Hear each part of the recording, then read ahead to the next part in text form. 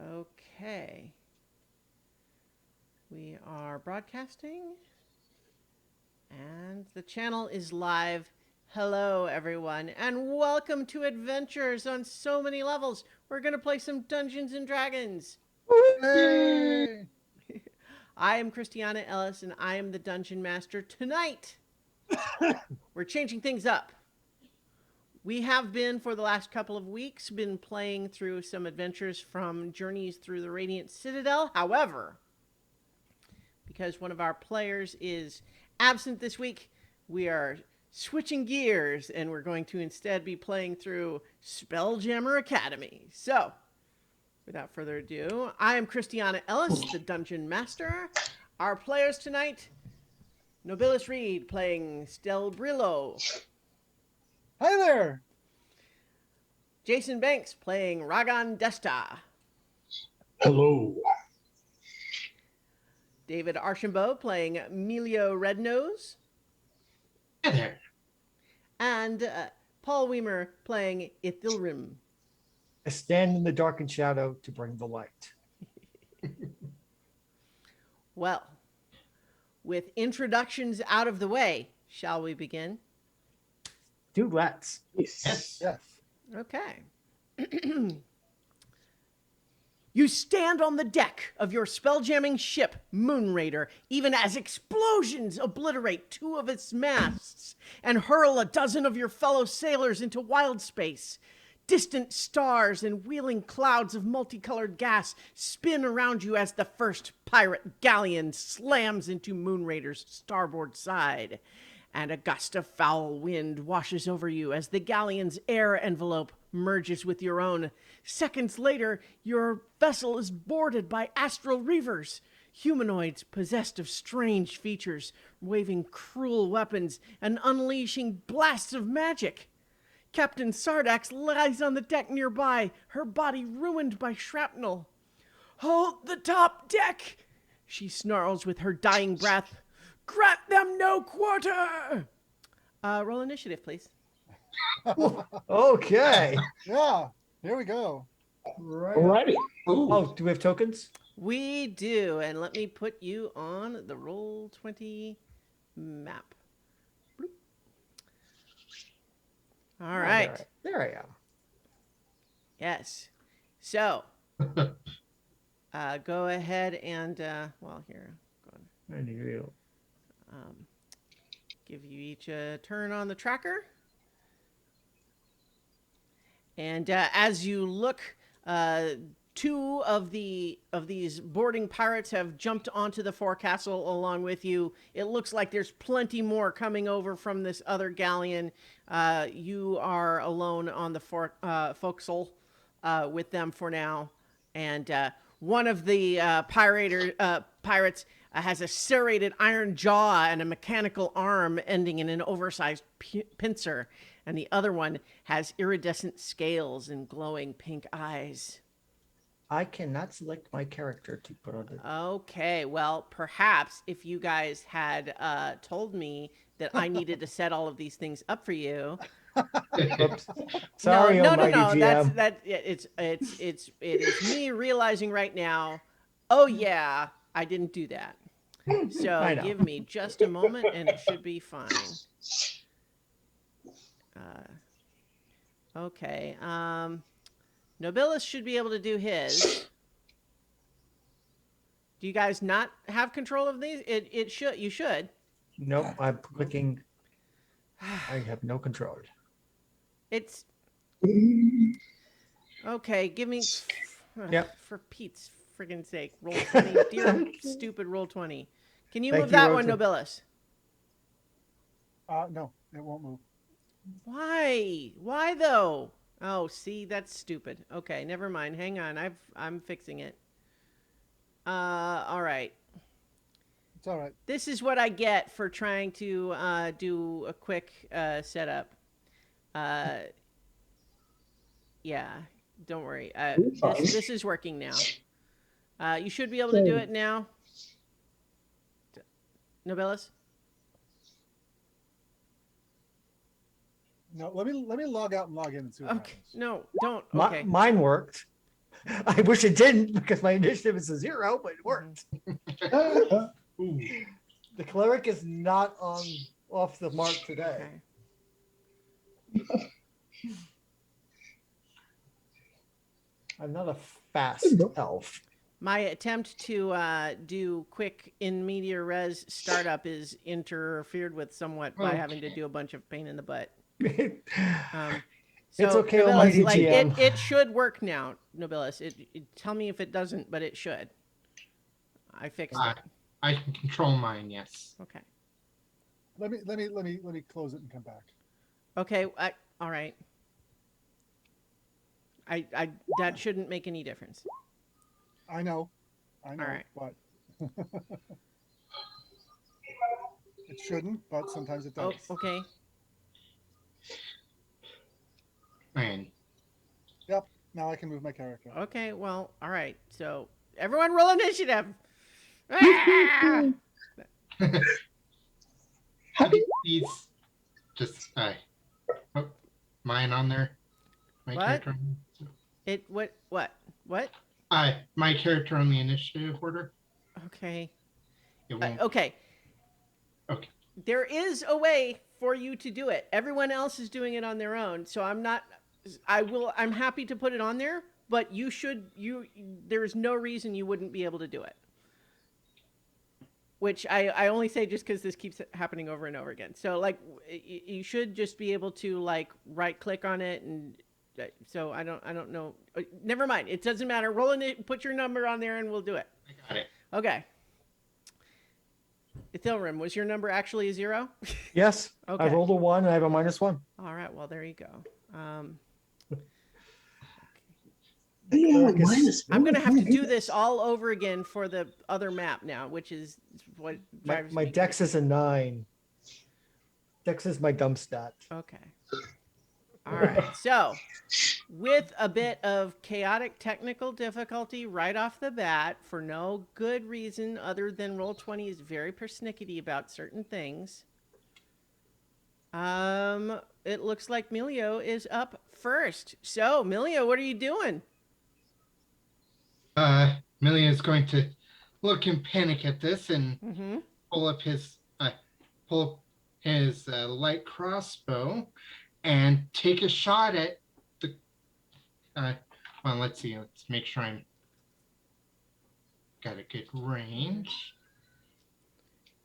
Oh, Yeah. before you can get the shot off, not you'll still be able to do it, but let's see. There's also an allied sailor from the main deck fires an arrow at one of the reavers but misses. Okay.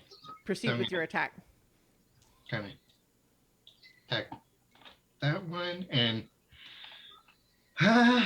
17 to hit. Okay, a 17 definitely hits. Which one were you doing?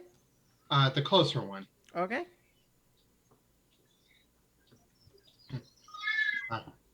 So 10 damage. Got 10? 10 damage from a crossbow on, like, no, I mean, how is it 10 damage? Light crossbow with 1d8 plus 2. Okay. All right. 10 damage. Yeah. Yeah, got dex of plus 2. Okay. So you rolled max damage then, right? Yes. Okay. Max damage. Okay. All right. I'm sorry. I'm flustered now. You almost killed that guy. This is the guy with the iridescent scales. His glowing pink eyes are deeper red now because there's blood all over his face. Stelbrillo, it would be your turn next, but a new Astral Reaver has just jumped onto the deck. Okay. Zoom.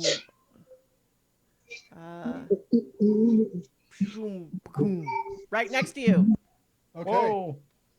Well, I was going to go after a different guy, but I'm going to cast Thunder Wave. Okay. He needs a Constitution saving throw. All right. I rolled a 2 on the die, so it probably doesn't matter what his stat is. All right. Well, he takes 4 points of thunder damage and is pushed 10 feet away. All right. So that blasts him off of the deck. Whoa! Nice. But because this is wild space, what happens is that means that he is now bobbing up and down in the gravity plane just off the ship, the ship's side. Okay. Ragan. Hold on, I still got to move. Okay. Is there anything to climb on? What do you want to Like do? a mast or something like that? I mean, what is that extra noise? So I mean, not really. You've Okay. been ordered to defend There's the no foxhole, like so masts not, or anything here. So not okay, here. so yeah, I'm gonna. The masts I'm are gonna, broken. They've exploded already. Anyway.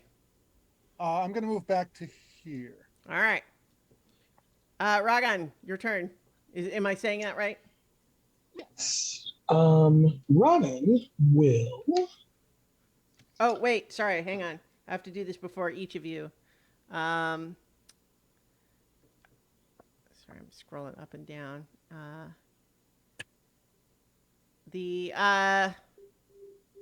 Yeah. So once again, another one of your allied sailors is firing from off the forecastle and kills this one who falls down dead.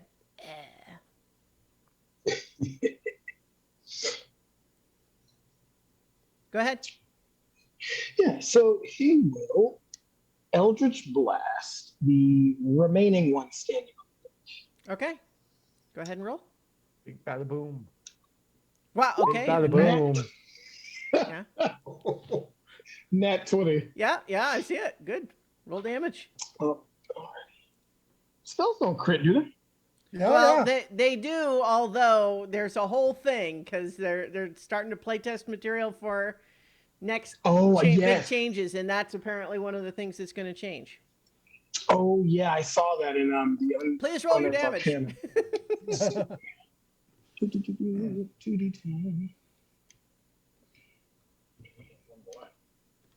Okay. So 13 points. Yeah, you blast that guy. You blast a hole, and you blast his iron serrated jaw right off of his face, and his tongue lolls as he falls down dead. Ithilrim, it is your turn, but let me. Yeah, do I get a friend, special friend? Well, we'll see. Hang on. Yes, there is another Astral Reaver has just jumped on board the ship on the Moon Raider, and in fact, look, they jumped right next to you. All right. I was going to do something else, but instead, since this Reaver has come right next to me, I will pull out that large warhammer that you see in the Okay. icon and go whack him Mm-hmm. for Corellian.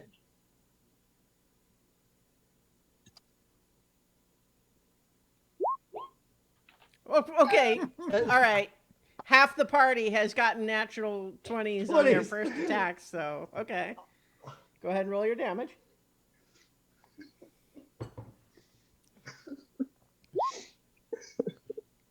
For oh yeah, because Well, because that's- yeah. I think it was Do you not have a strength modifier adding to the weapon damage? No, Okay. Are you using it two-handed or no? I am. Okay, Just like so the you pictures, need to it's- roll the die again because that was only the one Oh, die. let's try it again. Let's try that better. Ah, Okay, so that's 8 total damage. You clunk that guy. This guy has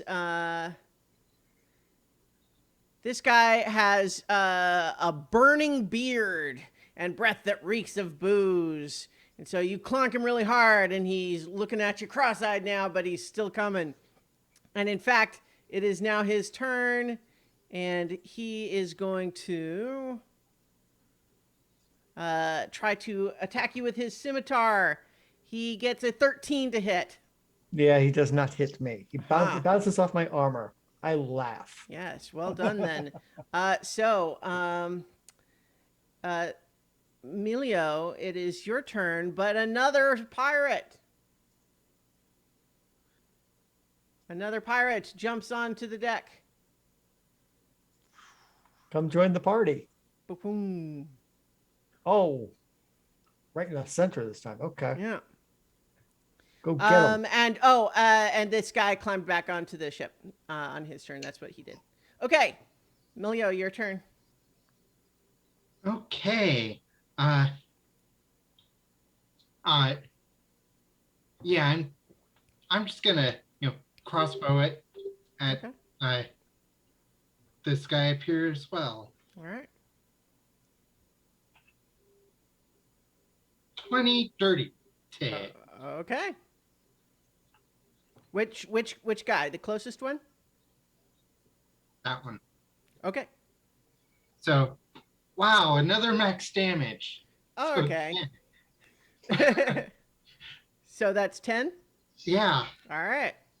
So once again, it's a devastating wound for that guy who has this guy has a giant goldfish bowl head containing a floating brain. Yeah. And then so next it is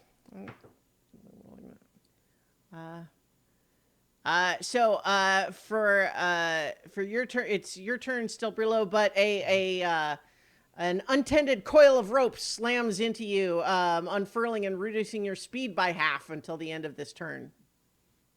Okay. Well, I am going to, as a bonus action, cast Magic Stone Okay. and huck one of the 3 said stones at the closest pirate. Gotcha. I got a 21 to hit. All right. It does 8 bludgeoning damage. And that's not Okay. even maximum. You shatter his goldfish bowl head. All right. Anything else? Let's see. I'm going to back up a little further. I can go 10 feet, so I'm going to go here. Okay. Ragan, it is your turn. Just in time for another pirate to jump on board. This guy Oh, is blue-skinned with a single large horn on his forehead. so I will take a 5-foot step forward, and you see Ragan, who is a large, bulky hippo humanoid, bring both his hands to his sides and bring them forward, and you see him do thunderclap. Okay. It's a Constitution save. All right. That's going to be an 11, which probably doesn't save. Nope, it does not. So that means he takes 1d6 thunder damage. Okay. Oh, darn. He doesn't get pushed those side effects. All right. 5 points.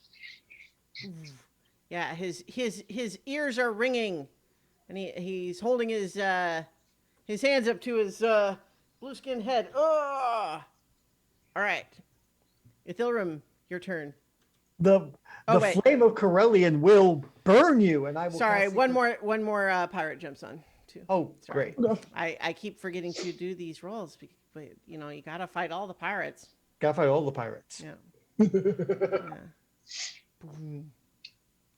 Very swashbuckle. Mm-hmm. The fires of Corellian will burn you, and I'll cast Sacred Flame on this nearest pirate. Okay. Dexterity save for him, Okay. He got a 15 on the die, which is which is enough. So he well. doesn't Let's see. get- Yeah, and so 16 is the total. Yeah, he needed a 13, so Okay. so he dodges out of the way of my flame, and I look a little disappointed. Yeah, he jumps. Yeah, he evades that, and the guy who just joined him has an infantile second head that continually spits curses. Fracking, gall darn it. Oh, great! It's Zaphod Beeble Brox of the Yeah. universe. And now it's the pirate's turn. So this one that's down there by you, Ragan, is attacking you with his scimitar, and he gets a dirty 20 to hit. Okay. And so that is, where's this? Um, that's going to do 3 slashing damage to you. Ouch. The guy that you had previously shoved off of the side of the deck is shooting his light crossbow at you, Stelbrillo. Okay. And that is also a dirty 20 to hit. That hits. For 8 piercing Ouch, damage. that sinks deep. Yeah. Del Brillo is not in good shape. Yeah. And then the one that's right there engaged with you, Ithilrim, is attacking you with his scimitar. Yep. And he gets a 15 to hit. He does not hit. Okay. His buddy considers whether he wants to shoot his crossbow over at Milio, but you're right there, and his buddy didn't hit you, so he's also attacking with his scimitar there. That's a 14 to hit. That will not hit. Okay. I'm playing the tank today, apparently. Yeah, apparently. So, a thunderous explosion shakes the ship, filling the air with splinters of wood. Bodies are hurled into wild space. And then everything stops. Wreckage hangs motionless. Reavers freeze in the middle of their attacks. Even the stars stop twinkling. The illusion of wild space melts away, and you find yourselves in one of the magical chambers of the simulations deck. Your memories slowly fitting back into place. You recall being warned that your first experience of a wild space simulation would be disorienting, to test your ability to function under pressure. A hulking figure emerges from the center of the explosion, a Hadozi with missing wing flap, wearing a military uniform bristling with medals. The air around her smells like cigar smoke. As you can see, Boatswain Tarto growls, the Battle of Hakatha didn't go so well for Captain Sardax and her crew. But her last battle makes a good testing ground for new recruits. And simulation. So. That was quite immersive. Yes. So let's now briefly have each of you describe what your character looks like as you stand there regaining your senses on the simulations deck. Emilio is a halfling with brown hair, brown eyes, blonde hair, tan skin. Very weather worn. Spent a lot of time at sea, and at the moment he is, a little hyperventilating as memories of encounters with previous pirates flash through his brain. Very nice. Hang on, I did this whole thing where I would be able to show these handouts, and now it's not working properly. Okay. Why is it? Ugh. Okay, come on. All right. Well, so all of these fancy things that I did that were supposed to allow me to show you actually these images are not working. So too bad. You'll just have to understand theater of the mind for Boatswain Tarto. Imagination. Yes. Imagination. Yeah. Or here I can show it on the stream briefly. See, there's a whole thing. Why? I apologize, everyone. This is just why did that not work?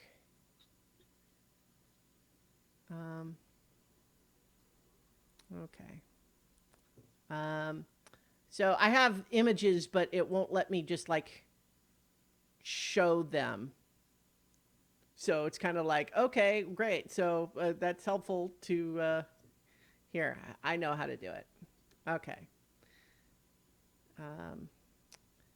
Boatswain Tarto is gonna looks like this. So, and all right. So This is Boatswain Tarto. Ah.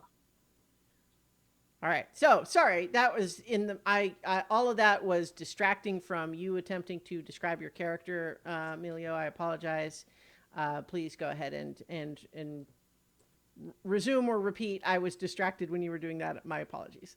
Yeah. Halfling, brown eyes, blonde hair, weather worn from years on the sea, and just kind of hyperventilating from, flashbacks to previous pirate attacks. Mm-hmm. And then, yeah. All right. Shall I call on you? No, I'll go. Yeah, Ithilrum is an astral elf. He has bluish skin. He's relatively tall for an elf. He's a little under 6 feet tall. He's wearing chainmail. He has a warhammer and a hood. He's much calmer because astral elves are long lived and he's seen this sort of thing before. But it was a little disconcerting. But he's trying not to show. He's got the very stoic look on his face. All right. Ragon is a hulking gif. He's broad of shoulder, pretty tall, almost 7 feet.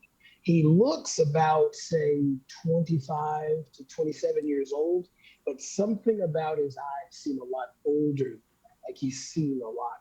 And you can tell that he's probably worked a lot of docks, loading and working on warehouses until he finally got enlisted to the academy. His skin is a palish gray, and he seems to have a few scars along his arms and forearms. But he doesn't talk a lot. He kind of nods and grunts a little bit. Okay. Just for anyone unfamiliar, a GIF is like a big old hippopotamus person. Yes. Okay, last but not least, with another character race that needs probably some explaining. Stelbrillo is a Hadozi, which is a simian fellow with wing flaps like a flying squirrel. Stelbrillo is about 5 foot tall. He's slightly built, with a mop of brown hair and amber fur. His leather armor is dyed a deep blue, accented with lighter blue, and he wears a brilliant pale blue crystal on a thong around his neck. Very nice. So, Boatswain Tarto, who is also a Hadozi, although with, as previously mentioned, one of her wing flaps seems to have been lost in some previous wound.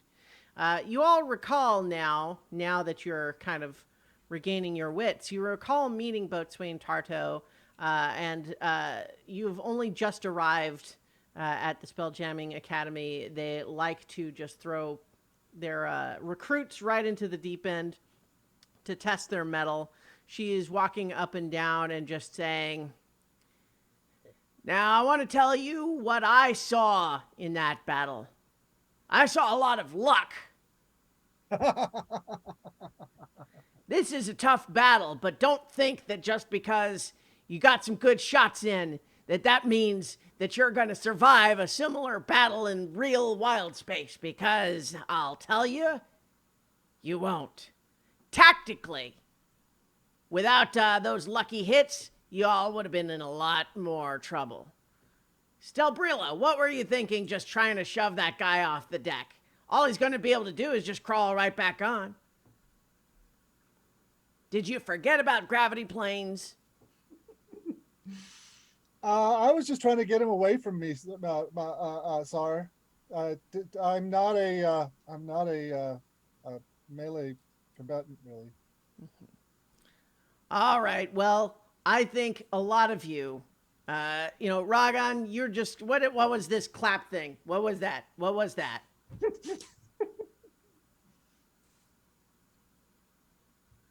Oh, You're muted. He kind of blushes, like you see his cheeks darken a little, and he just goes, "Well, I thought if he couldn't hear, he would be discombobulated in combat." Well, okay. I mean, I get that, but doesn't seem like it worked.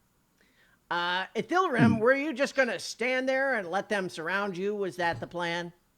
I was acting since I was the most heavily armed of our group. I was acting as the bulwark and the shield for the others, so that the mages could cast spells with me as the front line, since we don't have a frontline fighter. Right. So Well, probably, that would have been more effective if you weren't just getting surrounded on one side while all of your allies are spread all over the place. yes, sir. And Emilio, that crossbow, you got some good shots in, no question about that. But I think I want to see you showing a little bit more initiative. I saw. All right. Well, altogether, not the worst I've seen. But I want you to know you got lucky. And that luck won't always hold for you, not in wild space. So, that's it for now. I'm going to need you to get up to begin your orientation at admissions. And so, as you are kind of filing out of that little simulation deck, you recall you arrived this morning on Belligerence, a chartered galley out of Waterdeep, which picked up passengers and crew in the Moonshae Isles, Baldur's Gate, Candlekeep, and Port Nyanzaru. You've come to seek fortune and glory at the Spelljammer Academy, a secret enclave of spellcasters and swords for hire on the mysterious Isle of Nimbral. And allow me to briefly show you a map of this place, which, given the name of our podcast, is kind of funny. If you just observe that this is a very tall academy with many levels. Yes, you are currently... You might say. Yes. So graduates from this academy are given an offer to join the Spelljammer Fleet, a magical navy sworn to protect Toril and explore worlds far beyond. The academy is carved into a 2,000-foot high column of rock that juts up from the cliffs of the island's west coast. Its multiple levels connected by stairs, ramps, and magical lifts. After docking in a sea cave at the base of the column, you marched up to the simulations deck midway up the academy spire. Your mettle has been tested, and now it's time to settle in. So you are currently on the simulations deck, as indicated here. You are seeing various signs with colors that tell you which levels of access are needed to access the rooms on each of those floors. You all currently have been given little green visitor badges for now. And so green visitor badges allow you access to this level, but only the other levels that have a little green circle by them. Otherwise, you need the appropriate clearance to access those other levels. But you have been ordered by Boatswain Tarto to return down to the administration level and to go to reception, where you can begin your orientation. I think we should do that, friends. Yes. Well, it seems that the only exit from this level is to the gymnasium, which we don't have access to. Well, no, you just have to stay in the stairwell. You just can't go out into the rooms. Oh, okay. Oh. Yeah. They So wouldn't. our way down. Yeah. They wouldn't make it so you couldn't actually get from one place to another. Right, and for that matter, there are guards that have you see guards in various uniforms protecting everything, and there's various checkpoints that are each guarded by soldiers that have short swords with green glowing blades.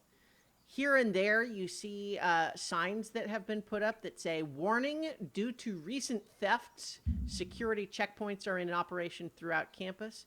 Failure to stop when challenged will result in disintegration. Hmm. That seems a rather harsh penalty. Do you not agree? Something Depends on what's important must have been. been stolen. Indeed. Yeah, depends on what's been stolen. I mean, given the look of those blades, they got some pretty exotic stuff here. So, Indeed. as you're descending the stairs down to the administration level, someone roll a d8 for me.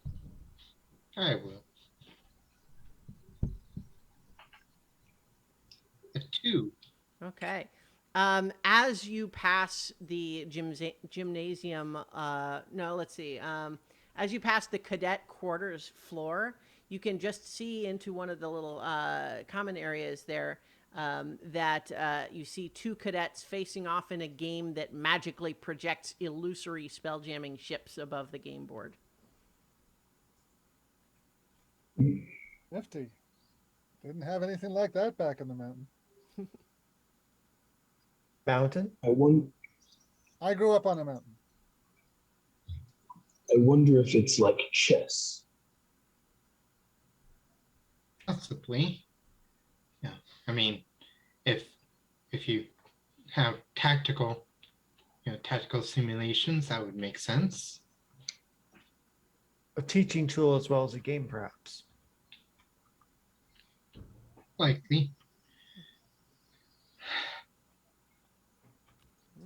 So continuing on down, I assume? Yes. Yeah. Continuing on down. All right, so you make your way to the administration area. There is a visitors' lounge here and guest rooms for visiting dignitaries and reception. And so, as you go to the reception desk, behind the desk is a Thrycreen named Sorker. Thrycreen are multi-limbed insect people that are also telepathic. And she issues each of you your welcome pack. And atop the welcome pack is an orientation task list. And so this, I'm going to, because I don't have it ready to do the handout easily, I'll just read it to you. Your orientation tasks are all cadets collect welcome pack from administration. So you're doing that right now. All cadets report to quarters for bunk assignment. All cadets report to Skydock for spelljamming ship inspection. Corp cadets only collect service weaponry from Mr. Blip in stores. Spelljammer cadets only report to Spelljammer Nexus for basic training. All cadets complete gymnasium assault course. Also in your welcome pack is a red level cadet uniform and a spare, as well as a toiletries bag, a 50 gold requisition voucher that you can spend at the Academy stores, and a blue level security helmet for visiting the Skydock during your Skydock orientation task. And Sorker is telepathically communicating with each of you. So, do you have any questions about the security protocols here at the Academy? I presume we wear the red uniform all times and blue when we're in a blue area. That's correct. There are guards, and they won't let you go anywhere that you're not allowed to be without the proper uniform, but be sure to listen to them if they tell you you're not supposed to be somewhere. Thank you very much. Let's go. Let's go head to the cadet quarters. Yeah, Ragon doesn't say anything aloud, but he does return the telepathic communication. Thank you for clarification. Well, of course. The rest of you guys just see him nod. Out of character, would we know if we're a corp or? Oh, so that's a question that you could perhaps ask Sorker. Okay, so one last question. would we be a corp or a spelljammer? The, She is, by the way, she is using her second pair of arms to sort mail as she's talking to you. But she looks to you and says, "Well, it's generally speaking a pretty simple distinction.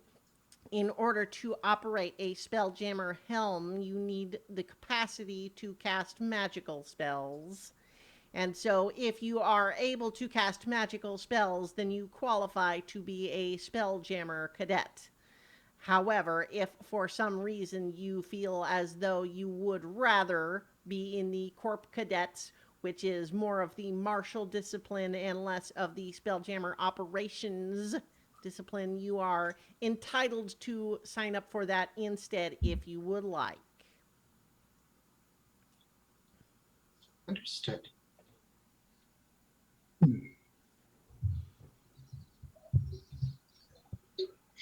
Okay, well, we need Let's to go to the quarters. first. Yes. We have Yes, plenty we're- to do. Mm-hmm. All right, so you head back up a couple of levels to the cadet quarters. And so this area, you see a dormitory for cadets and a smaller dorm for academy graduates. There is a tavern called the Weeping Goddess. And there's also a refectory where cadets take their meals, complete with patio dining. You can actually kind of see that on the little map here. Nice. Yeah, and so there's also washrooms, the academy kitchens, and laundry. And so as you're heading on up there, someone go ahead and roll another d8 for me. I'll roll a d8. A 7. Okay.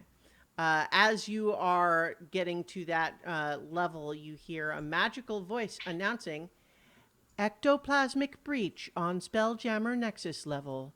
All personnel be prepared for supernatural anomalies." I wonder what that means. I'll bet it means that there was an ectoplasmic breach on the Spelljammer level, and we should be aware of possible magical anomalies. Well, That's a very I can literal. hear just as well as you, but I wonder what supernatural anomalies would be, or ectoplasmic. It's going to be a lot of learning. I Uh, think our next stop. well, no, is- you've only just gotten here. You still need to get your bunk assignment. Yes. Yes. So as you arrive, there is a gift duty officer who gives you each your own bunk assignment. Tells you to store your gear in their footlocker. And Ragan, you discover that you have been assigned what is obviously a plum spot. It is an airy bunk next to a window near the laundry where things are a little quieter. But as you are walking over there to drop off your gear, 4 cadets march towards you, and one of those, a confident-looking moon elf, hurls her kit bag onto the bunk before you get there. "Change of plan, Greenie. This bunk's mine now. Go tell the duty officer it wasn't to your liking, and we'll get ourselves swapped over. Tell him you've traded bunks with Vina." The elf points to an unkempt bunk in the noisiest section of the dorm, just outside the washrooms. Ragan breathes heavily for a moment and then doesn't say anything, but she hears it in her mind. You should probably change your attitude, small one. All right, that sounds like an intimidation check to me.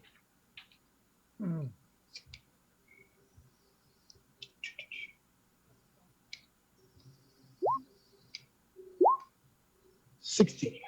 Okay, so she has this just real snooty sneer on her face, but then as you communicate that, just glaring at her, you see that sneer kind of fail and look a little bit concerned, and she kind of grabs her bag and just says, just a little prank. Welcome to the academy.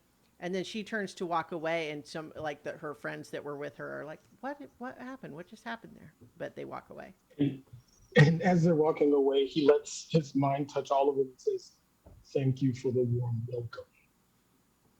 Uh, they do kind of look back at you with slightly like, what is this guy's deal expressions. One thing that I'll say is that I think probably a lot of the people here are a bit more used to telepathy than some people in the rest of like Waterdeep would be, for example. But Yeah. that doesn't mean that they like it necessarily, especially since Gift don't usually have it. I mean, it's one thing for some creatures like Thrycreen that just naturally have it, but not usually used to it there. Okay, so everyone else is able to Yep. claim their bunks. Mm-hmm. What next? The list there's an order on the list, but they're not numbered or anything. It's not clear that you have to do them in any specific order. Well, I think the ship orientation sounds the most interesting to me. I'm going to head on doing that. Indeed, because I've not experienced these type of ships. Except in the simulation. This is the Yes. spelljamming ship inspection. Yes. Yeah. Okay. There we go. And I'm going to definitely change into my my uniform. Yep. Of course. Yep. Uh, She changes the the- uniform, store the the hat. store the other one. Yeah. Mm-hmm. Yeah. Yep, yep. So you have a red hat that goes with your red uniform, but you also were given the blue hat that was specifically for visiting the Skydock during this orientation step. Yes. Gonna keep both on me just in case. Because So never you don't know. have to come back and change hats. Yeah. Indeed. All right. So as you are making your way up a lot of stairs here, someone roll another D8 for me. I'll do it this time. Hmm. 8. Okay. You are passing by a hallway, and two sailors walk past, and they're discussing about how, even in spite of the recent improvements, 3 out of 10 exploratory fleet missions are still resulting in all hands lost. Good Lord. Wow. That's a lot. Mm-hmm. That's a rather high failure rate. Yeah. You all hear an audible from Ragan. I wonder what the cause of that is. Pirates, misadventure, dangers of space, inexperience. That's why we're here to be trained, so that we will not be among those lost. True. So, as you make your way all the way up to the top level of the Skydock, the guards there nod at you, all wearing your appropriate red uniforms with blue caps. And you reach the Skydock, and there is also another. Well, I have another. Whoops. Not that. Another image to show, which I have to do in a slightly different way than I was planning to, but that's fine because it all works out fine. We're all fine here. How are you? Yes. All right. So this is some of what you see as you reach up towards the Skydock, or at least it's the artwork named Skydock. As you are wearing your appropriate helmets, you are let through, and you are greeted by 2 gnome officers who introduce themselves as like, he's Pick, and then he's Kip, and they're clearly identical twins wearing identical uniforms, and they guide you over to a spell jamming helm. Now, in character, who has seen one of these before? How familiar would any of you be with a spell jamming ship at all? Spellbelow is absolutely not. So to make sure I understand, so spelljammers do go into the astral plane as well as wild space, correct? Or am I wrong about that? No, sorry. Say it again. What's the question? Spelljamming ships go into the astral plane as well as wild space, or not? Yes. In particular, there are a lot of different sort of pockets of wild space that are all themselves kind of within the astral sea. So to go from one pocket of wild space to the next, you travel through the astral sea and So yeah, the so ship. since Ithilworm is an astral elf and he lives in the astral plane, he's seen plenty of these. Hmm. So, Ragon has seen them from the outside, but never been on. mhm. This is So all brand new to Stelbrilo. He's got his eyes open. He's just looking around and obviously in awe of everything. mhm. Emilio is just is evaluating it from a water-based ship Mhm. Now, perspective. they have a couple of different models here, and they say, as you can see, there are some Spelljammer vessels which are modeled quite similarly to water based vessels, as such you might find out in the docks of Waterdeep or some such. And then the others, like, however, because they are designed to go into wild space in the astral sea, they don't have to look like an ocean vessel at all. They could be shaped like an animal or like a bug or like anything. Some might be designed to land on land rather than water, because the key is just this. And they point to this example spelljamming helm, which is basically like a floating chair with some gemstones that project like a circle of like lit up runes on below it, and say, now, some Spelljammer helms might look very different, but they're all going to have a chair. They're all going to have gems and light up runes and very beautiful like this. Now, who of you are going to be Spelljammer cadets? Stelbrilo raises his hand. Emilio will also. Ragon raises his. Ah, well, good. Then all of you will become much more familiar with Spelljamming helms when you report for your Spelljammer helm training. But as you can see, and they're showing you several, like little models of different types of vessels, and showing you some of the basics of how it works. And in part of what they're explaining are things like the air envelopes that, like, every ship, including and every even a person, every object in wild space carries with it what's known as an air envelope, which lasts a certain amount of time. And that if you are just all by yourself, your own personal air envelope might last about a minute. But on a big thing like a ship, it's obviously going to last much longer, which is how big spell-jamming vessels, can travel for several days in wild space without needing to stop and replenish their air envelope. Also, they all have gravity planes, which is essentially at the midpoint vertically, extending out at a radius equivalent to the length of the overall vessel. So, like if you had a vessel that is 150 feet long, the gravity plane would extend 150 feet out front and 150 feet out back. And it is equivalent to the level of, the midpoint vertically, where if you're above it, you go down, and if you're below it, you go up. And so if you were to fall overboard, like you saw with that pirate, you would basically bob up and down until you were able to get something. But if you were to accidentally drift outside the gravity plane, you would be weightless.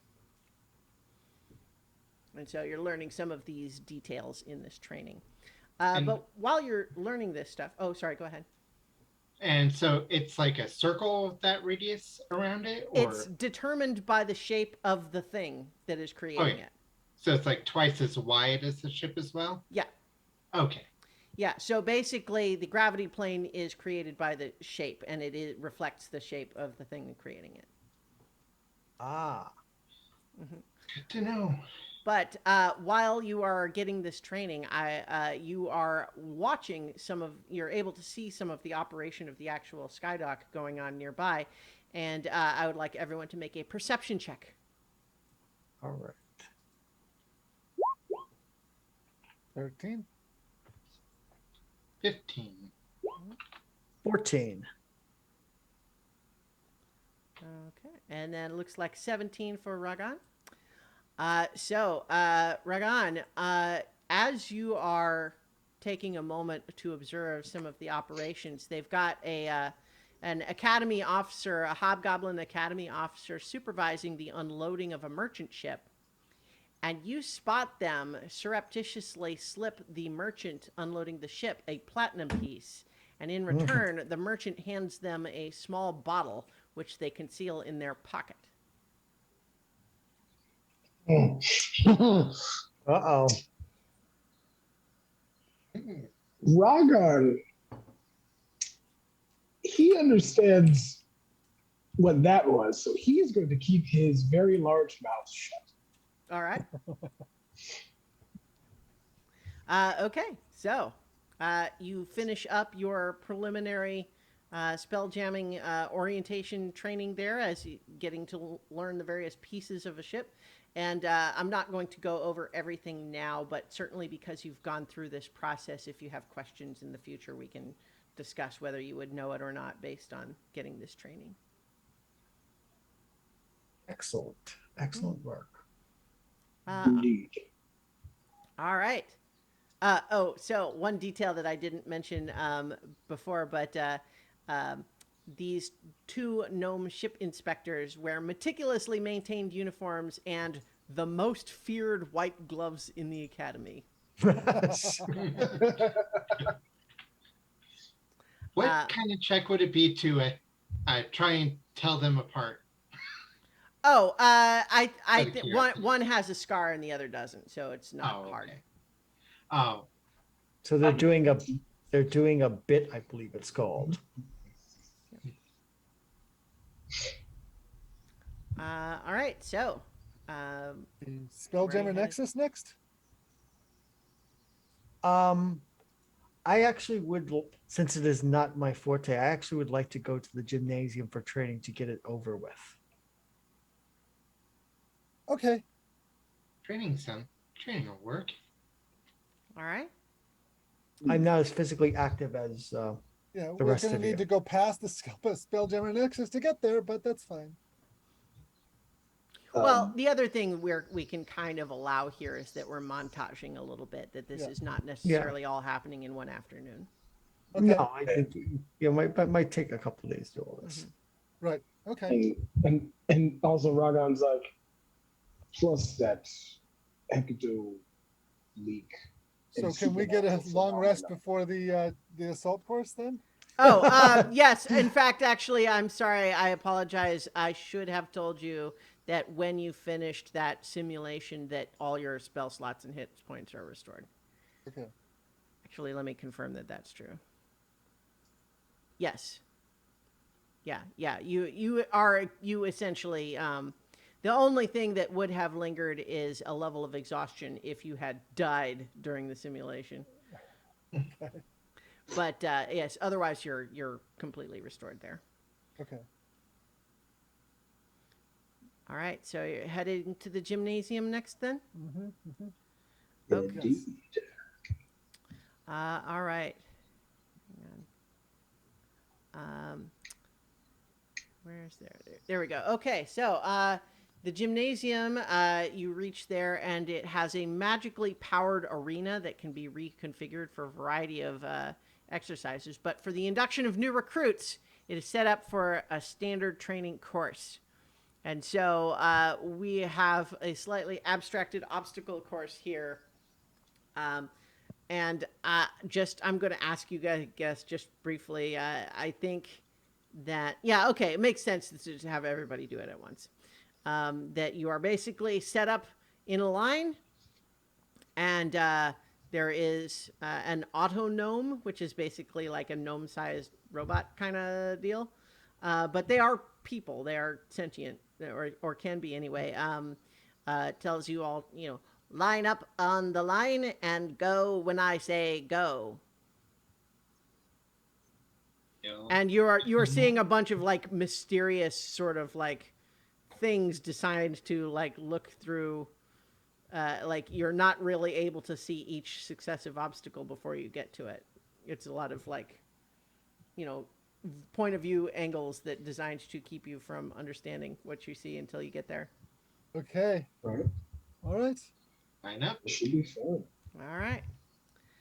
So the first section appears to just be a straight dash, but as soon as you all begin running through it, all of a sudden there are loud, illusory explosions detonating all around you. Kaboom, kaboom, kaboom. And I need you all to make Constitution saving throws. 13. Okay. All right, so I think Ragan and Stelbrillo are able to get through just fine, but Ilthilrun and Oaks, well, Ragan, Ragan, oh, yeah, sorry, okay, you got a natural one, so never mind. So what's Milio's? Milio got a 15. Okay, so actually, Stelbrillo and Milio got through just fine, but Ilthilrun and Ragan are both. Let's see. Yeah, I think you end up. Both of you are going to take. You take 2 thunder damage as one of you end up, like right at the ground zero of a couple of these illusory explosions, and they just kind of like daze you for a little bit, and so you're going to need to make that saving throw again for that next sequence. But first, the 2 that succeeded, Stelbrillo and Milio, you find that there are a bunch of levitating platforms over pools of electrified water, and you need to make either an athletics or an acrobatics check. I'm going to go with acrobatics. Um, Natural 20 There for we go. 24. Nice. I am going to try to climb to the highest one that I can find and then glide the rest of the way. Okay, well, try making an acrobatics or an athletics check. There you go. Acrobatics Yeah. 14. Yeah, so Milio nimbly hops from one platform to another, making it with ease. Stelbrillo manages to glide across, but let's see how Ragan and Ithilrim are dealing with getting through these explosions. Let's get another Constitution saving throw. There we go. Ithilrim makes it through that time, and so 11. yeah, both of you do. So we were just looking for 10. So now as we have Milio and Milio and Stelbrillo making it through the third sequence, you have a bunch of ropes that you need to swing through a spinning wheel of maces. And so this is a dexterity saving throw. Okay. 19. I'm There doing you pretty go. good. Yeah. Oh, 18. Yeah, you both make it right through. Well done. In the meantime, we've got Ragan and Ithilrim trying to get through these, leap across these levitating platforms. You said athletics? Athletics or acrobatics? 17. Okay, and then Ithilrim with a 14. Yeah, so you're both able to just make some powerful leaps. I think you're muted, Paul. I am. Yeah. Oh, I thank you. didn't hear Oh. anything you were saying for a little while. Oh, whoops. Sorry about that. That's all right. But you make it through, and so we now have Milia and Stelbrillo on the 4th stage, where there is a slippery pole that you need to climb and ring a gong at the top, which this is going to be athletics. Ooh.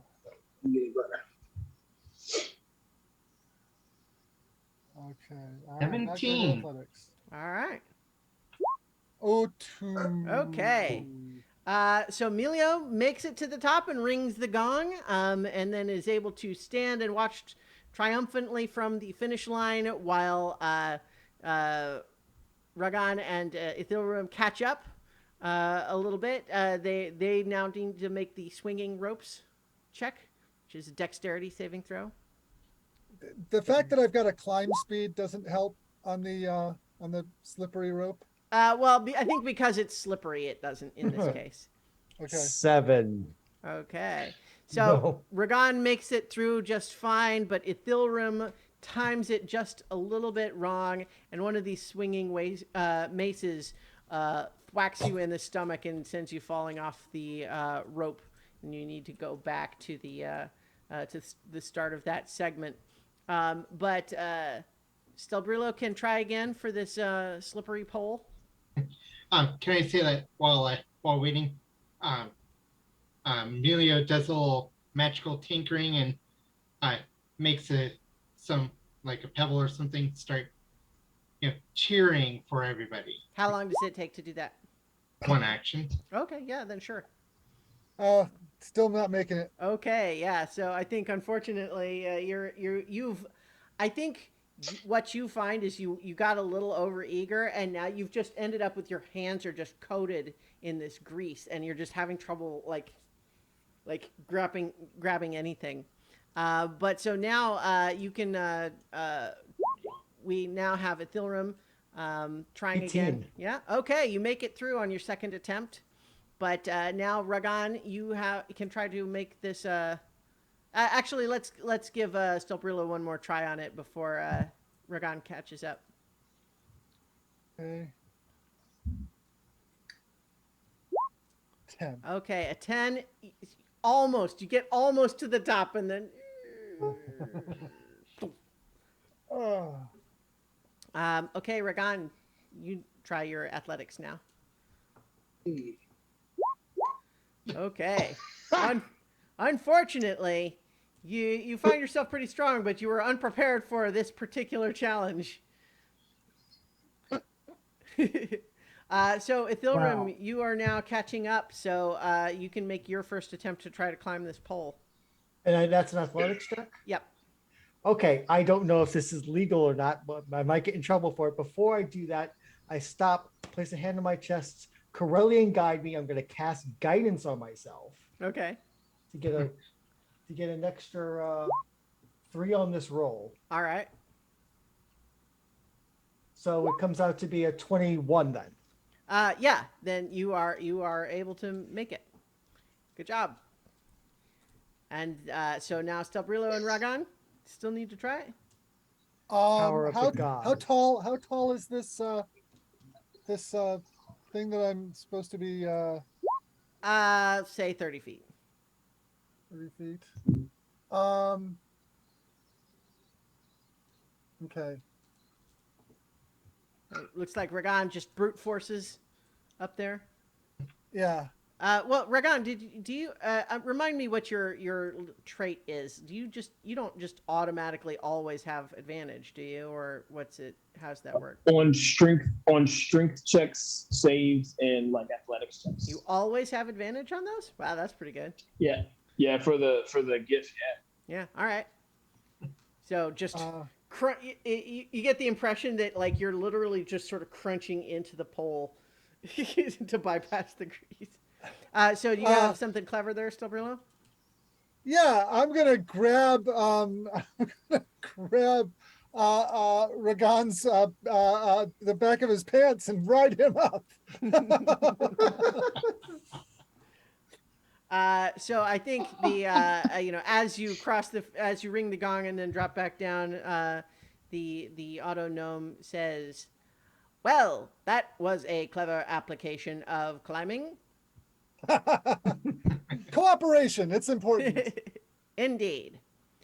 All right, so you have completed the obstacle course. All right. Okay. Mhm. I was expecting something a whole lot more dangerous. Hmm. Assault course did not sound like what we just did. I rubbed my shoulder. Well, so, you were saying, friend? Yeah, I was No just one going to telling me say, like, electrified water. well, also technically, I think there's a few of those that you probably should have all taken a little bit more damage on when you failed, but I didn't do that, so don't worry about it. Some of us might be dead. Yeah. Well, no, yeah, never mind. Don't worry about it. You managed to get through resiliently. We'll not belabor the point. Okay, let's move on. Yeah. All right, so now we go to the Spelljammer. Spelljammer Nexus. Nexus. Yes, Yes. now let's go to the Nexus. Yes. But you see why I wanted to get that over with. I suppose. All right. So now My life has been much more intellectual until my people and my God told me I must come here and learn the ways of spelljamming. Yeah, time of worship kind of it's a good preparation for a course like that. So as you're making your way to the next level, someone roll a d8 again. I'll do it this time. Hmm? D8. 3. Okay. As you're passing, you actually happen to see that there is a visiting gift dignitary inspecting the campus and escorted by academy officers, and they're passing through and talking about the current security protocols they have in place. And while they're talking, the gift dignitary just lets an extraordinarily loud fart and just continues talking as though nothing has happened, and the academy officers do their best to do the same.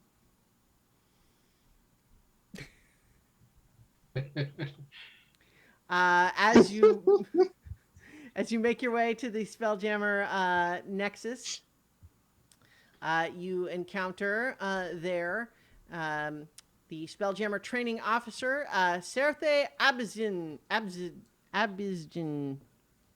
Oh, let's see. Serth Abizin. There we go. Serth Abizin. And they are an astral elf, and their eyes shimmer like pools of quicksilver. And they say, "Welcome. I see that all 4 of you have elected for Spelljammer training. I salute you for your bravery. I think that it is an excellent field and expanding all the time. So, shall we begin? Yes, let's. Have you Indeed. performed your initial Spelljammer ship inspection training? Yes. Yes, we have. All right, then you have the basics.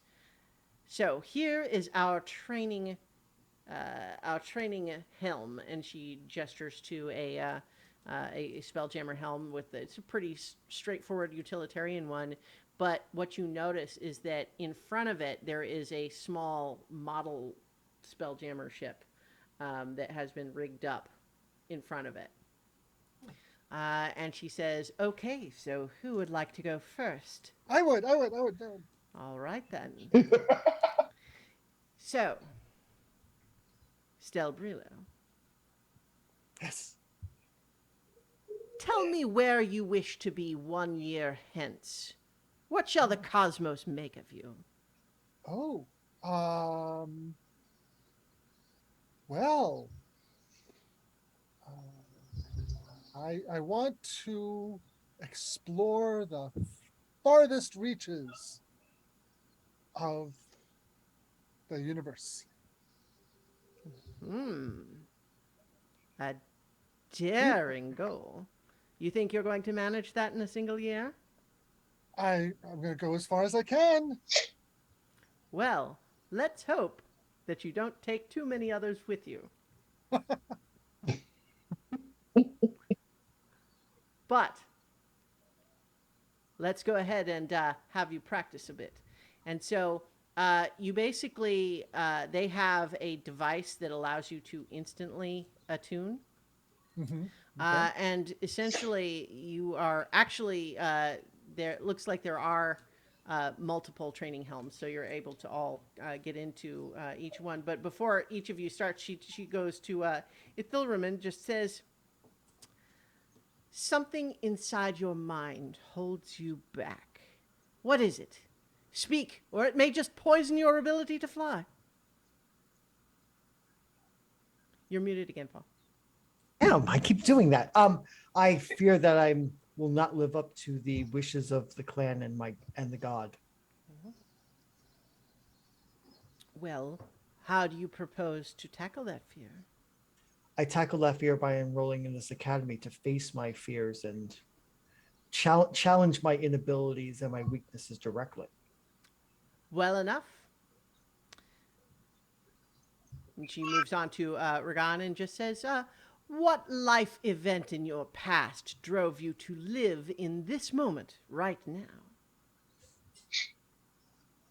I met a being that awoke my mind to the greatness that is the astral plane, and I seek to find them once more. Fascinating. And moving on to Emilio, uh, tell me a tale of your past. What should I know of you? Well, I've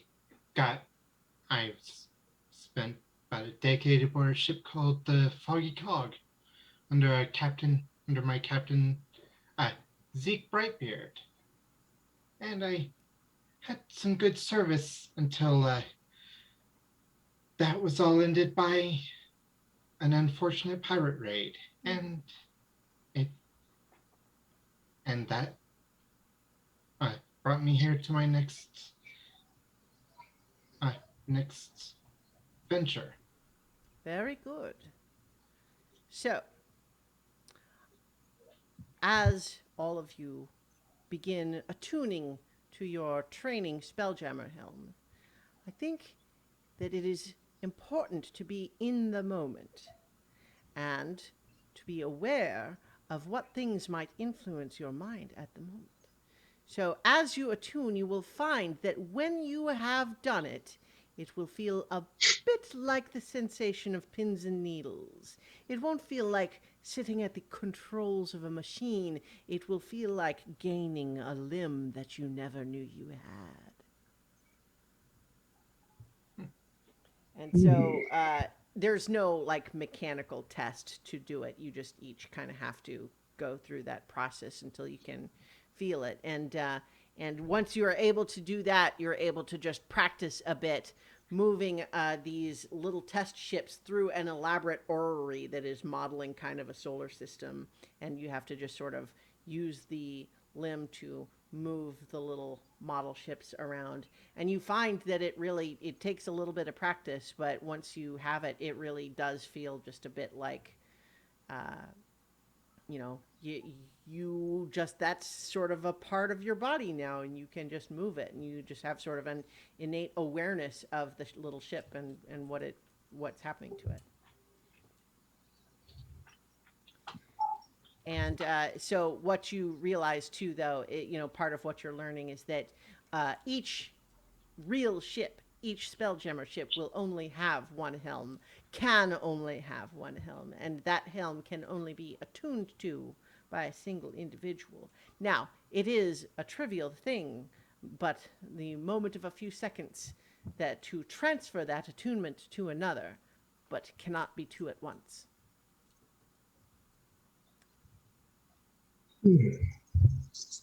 And so, despite the fact that all four of you are training in the operation of a helm, only one of you would actually operate the helm at any given time. If we were to be a crew together, yes. Indeed. So, Interesting. yeah. So, you all get inspiration for completing this section. I'll take it. Yeah. Could have used that in the obstacle course. Huh? Wow. Indeed. Why do you think I cast guidance on myself after a while? Like, I've had enough of this. But like, God help me. Mm-hmm. All right. So what do we have left on our list, oh mighty GM? I don't think we have anything left. Yeah. Well, so what you still have from your welcome kit is you do have a 50 gold piece yes, voucher. Definitely want to go to the stores and see what I can get there. Yeah. So you can go to the Academy stores, and you meet Mr. Blip, who is an autonome, and let me go ahead and put Mr. Blip on here too, next to Seraph. And if only it will go on there. All right. Mr. Blip. Mr. Blip. Dapper gentleman. Indeed. Yes.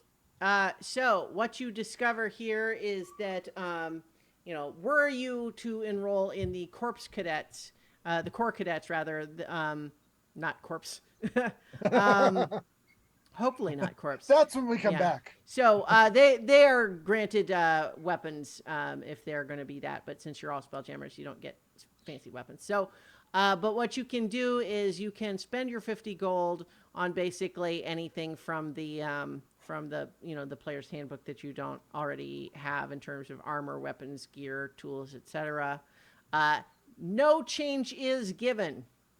So No what change. you are handing a voucher, not 50 gold pieces. You give them the voucher, and you are entitled to up to 50 gold worth of stuff. You do not get change.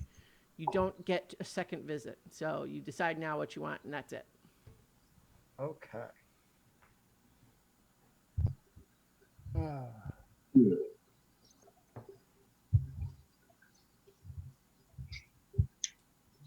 I'm not quite sure what we need for this sort of a world.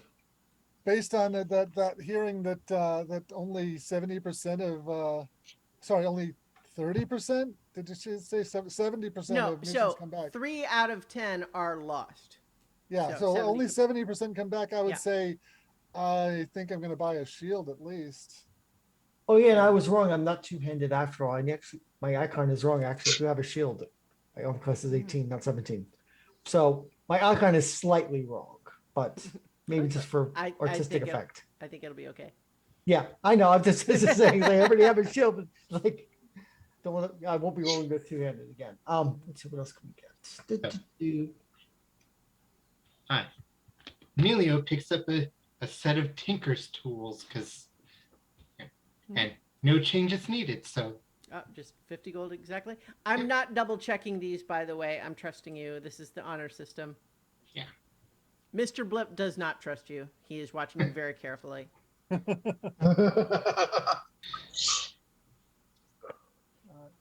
In fact, I think he does explain after all. It's like, takes no offense that I pay close attention in these circumstances. We have, after all, been dealing with a rash of thefts. if I may ask, what type of items have been stolen? That is a good question. Let me roll back up to where it says that. Yes. He says, well, first of all, we from the Spelljammer Nexus, we have had several navigational charts depicting realm space stolen, and that is the most expensive item. However, we have also just seen a variety of other miscellaneous items go by. Those were certainly the most missed, so to speak. Certainly, though, it has shaken the confidence of the Academy's investors, and they are threatening to reduce their monthly funding. The old wolf is not happy. Old Wolf. Yes, a nickname for Mert the Merciless, the Academy's founder. Ah, that's it. That's definitely someone you don't want to get on the bad side of. Certainly not. Although I imagine, should you be capable enough to graduate, you will meet the old wolf himself. Ha Good person Okay, to be aware of. I would like to purchase raw materials used. I have a proficiency in herbalism kit. I would like to purchase raw materials for making potions of healing. Okay. In addition to a shield. So,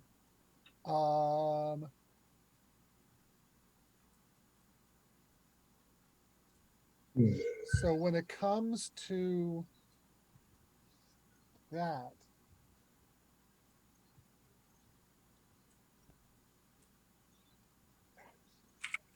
how much raw materials can I get?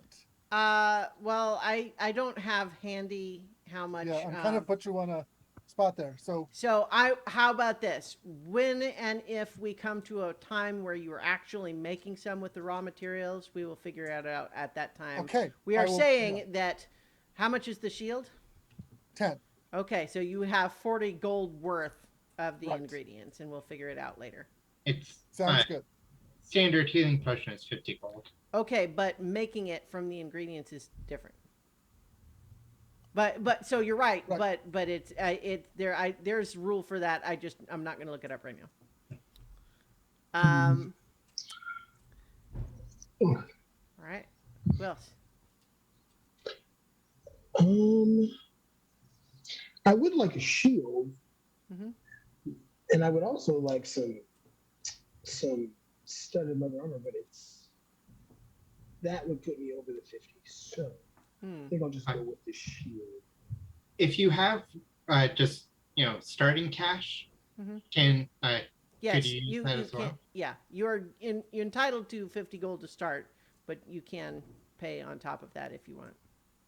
If you have that much money. Um, let me double check. Let's see what. That's maybe 45. So I bought some rope. I bought a vial of acid. I oddly bought a flute, which Ithilron will explain later why he bought a flute. And thus I have 5 gold left. All right. Nice. Okay. I have 10 gold, so with that 50 voucher, I can do that. Nice. So I will buy a shield and the armor. And that'll be it for me. How much on top of the Well, I what? think with the background, it only gave me 10 gold. Okay. How much you're only spending up to the 50? I'm not keeping track. I just want to make sure you're only 45 for the armor, 10 for the shield. He 10 gets for the 5 shield. on So top. Okay. I All didn't right. have to Yeah. pay 5 on top. Yeah. Yeah, that's fine. All right. Has everybody made their selections? Yes. Okay. Well, as you are leaving the stores, you spot in the hallway a manacled mind flayer passes by on a gurney pushed by fleet officers. The mind flayer wears an iron mask with bands restraining its facial tentacles. Oh, Boy. That's not something you see every day. No. I've never seen one before. I don't think I've never seen one in person. I've heard about them. They are dangerous on the astral plane and in Spelljammer space. They have ships of their own. Oh, I imagine, given the restraints, you don't want to let it get its tentacles on you. Indeed not. So, as you have, when you were initially dismissed by Boatswain Tarto, they told you to return to them once you had finished all of those tasks. so that's what we'll do. And I will retcon what I said before about this not all taking place in the same day, because it definitely does. So, Okay. but so once you have reported back to Boatswain Tarto, she looks you all over and says, "All right, select one of your number to provide me with a report of your morning activities, and then provide me with a report of your morning activities." And I will gesture to Ragon, who seems to be though quiet, seems to be decent at speaking.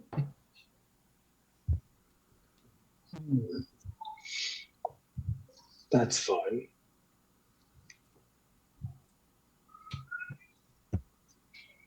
So Ragon steps forward Mm-hmm. and what do I have to do? Do I have to make a roll or No, you just give the report. oh we have progressed through the checklist given as a welcome packet. We hadn't had any complications outside of some stages in the obstacle course.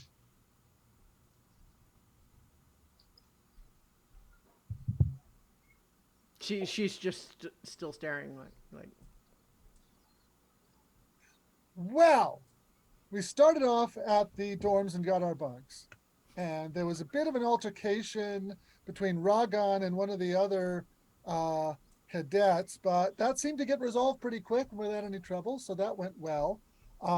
We went to the up to and did the Spelljammer orientation at at the ships up in the Star Dock and the Sky Dock, and that was great. It was all, I mean, amazing. I loved it. Yes. And then we went and did the assault course, and I was nearly at the front until we got to the ropes, and I had trouble climbing up. It was very slippery, and but I, with Ragan's help, I was able to get up to the top, and we finished that, and that all went pretty good. There was a couple of bruises, but in general speaking, we did well. And then we went to the Spelljammer Nexus and had a chance to sit in the training helms, and that was amazing. And I think we learned a lot there. Then we went to the stores and picked up some new gear, and that's it. She listens to all that without any change in her facial expression, and then she nods and she looks to you, Ragan, and says, "Next time, more detail." He looks to Stelbrillo. "Next time, less editorializing."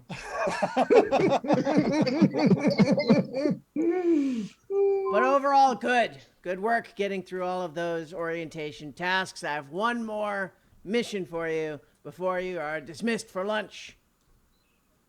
This is an important mission. Know that I would not give this to just any group of cadets. Certainly not recruits as fresh as you. But a trader that has just come in has delivered a fresh shipment of supplies, including a crate addressed to our Academy founder, Mert the Merciless, sometimes known as the Old Wolf. And she hands each of you a gold security helmet. This is a temporary access only for your mission. You are to report to the Skydock to collect the crate and then to deliver it to Mert's room in the bridge quarters. The Old Wolf was up late entertaining visiting dignitaries from the Rock of Brawl and is feeling a little worse for wear, and as a result, I would advise that you keep the noise to a respectable level. Understood. Is the room labeled so we don't have to worry about disrupting his rest? You are to deliver it to his room quietly. You'll find it. 2 things. Do not damage or tamper with the crate in any way. 2, if Mert tells you to do something, do it. Obey his orders to the letter. Is this a mission that the 4 of you are capable of carrying out? Yes, sir. Aye, aye. Well done, then. I will see you when your mission is complete back at the cadet quarters. Sure. All right, so. Let's go. Put on the helmet. To the skydive. To the skydive. Yeah. So you go ahead and make your way to the Skydock. Let's see. I think we get one more little miscellaneous little guy. You pass by some strange glowing fish swimming through the air, phasing through walls as they go. None of the other people in the hallway here seem to pay them any mind. You all saw that too, right? Oh, Yes. what? Could I make a arcana check to see if I know what those are? Or would it be nature? It would be Arcana.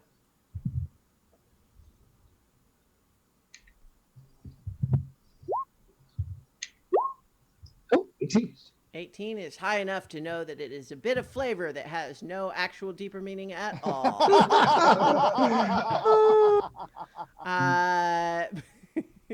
So you make your way up to the Skydock, and you are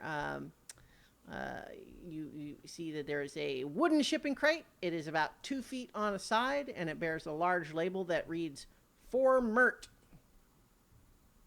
This must be it. Said 4 feet on a side, 2 right? feet on a side. 2 feet. 2 feet outside. Yeah. So It weighs roughly 100 pounds. I think several of us will be needed to carry this. yes. I think Emilio aside, 2 of you together could carry it pretty easily. I think Ragan could probably carry it by himself. Yeah. Well, Yeah. let's just have 2 of us on it just in case, because we don't want to risk damaging it. Right. I will be one of the 2 people. Who will join me? I look at Ragan. So, would I need to roll to pick it up, or? No, 'Cause- I think if yeah, it's I think there's no roll necessary. You're carrying a box. Okay. It's not hard. Yeah, because another cool thing about the GIF is that they're considered a size larger when Yeah. they're picking So up. I think the thing is, like, so I would invite you perhaps to describe the little scene here of Yes. Gilrim offering to carry one side and Ragan being strong enough to probably carry it by himself easily. Yeah. How are you going to handle this? I'm curious. Ragan looks at you and says, "It's all right. I've done this before." I would I not hope that want. doesn't- I would not want to reduce you to merely a figure of strength. Clearly, you have brains and skills that I do not possess, as given your encounter with the Moon Elves. Now, if any of you have seen the movie Predator and that eerie laugh that the Predator does at the end, that's kind of what happens from Ragan.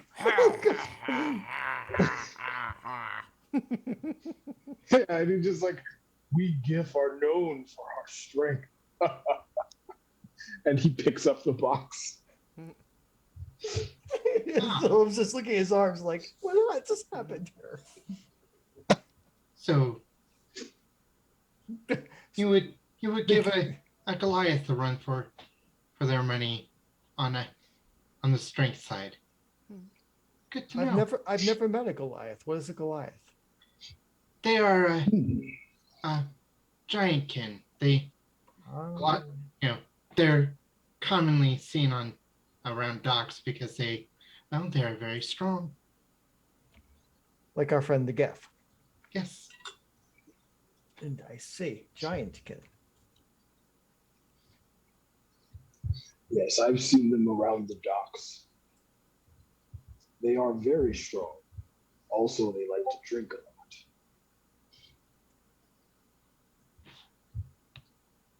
Well, I somehow see there may be a story in this, or several stories, if I might be so bold. Ragan? Oh, I have many stories from many years. I may not look it, but I am far older than I appear. I understand. My people live in the astral plane and time is different for us. I am considered young, but it's hard to tell between who is 50 years old and who is 2,000 years old among my people. well, Yes. I'm basically about the age I look. At least that's what I've heard. So let's head down to administration. Make sure helmet's on. I think the one of the attendants there at the Skydock would say, Mert's quarters is on bridge quarters, not administration. So just one level down. Thank you. That would have been embarrassing. Plus a lot more climbing. Yes. So you make your way to the bridge quarters level, which normally you would not have any access to, but the guards see you're wearing the gold security helmets, and they nonchalantly wave you past. I'll ask one of them. It's like, which way to Mert's quarters? They point to the great big door that says Mert the Merciless. Okay.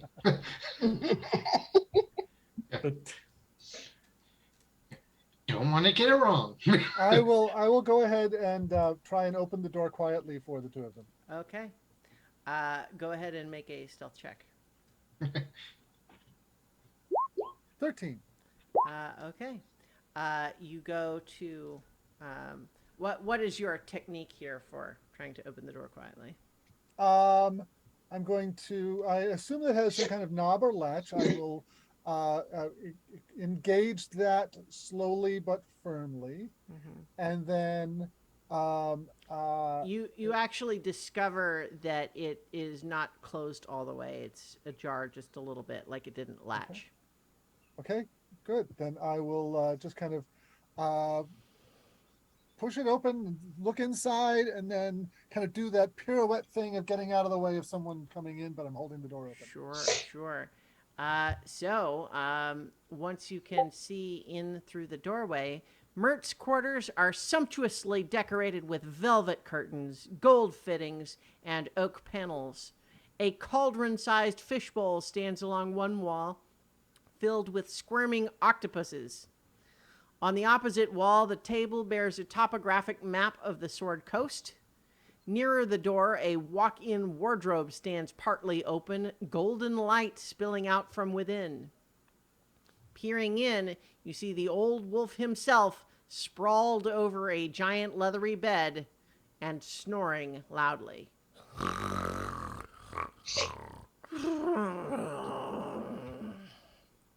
Does he have a, plush carpet?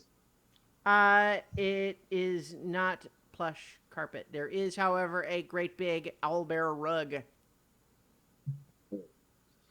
Darn. Well, won't be able to push this across the floor. So I'm gonna try to be quiet and put it by the table. Let's get a stealth check.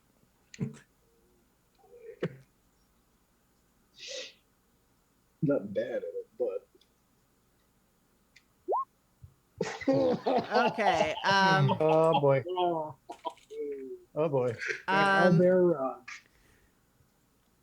So here's what happens. Okay. You do have inspiration. Yes, you do. Don't do it. So let me. So just going in there, you are carrying it, and I think you're carrying it over close to the table, which as you get closer, once you get within 5 feet of it, you see that there are figurines on it representing troops that magically animate, playing out a mock battle between the giants and the dragons. As they start doing their various little roars and firing little tiny magical catapults, at that point, you hear from the bed, "Ugh! By ill matters, buttocks, my head is exploding. If you've come to drop off that thing, just put it on the rug there. Open it as quietly as you can and let me die in peace." And Ragon just Roger and puts it down on the owl bear and opens it. Okay. So I think as you are moving to set it down on the rug, you hear a thump from inside it.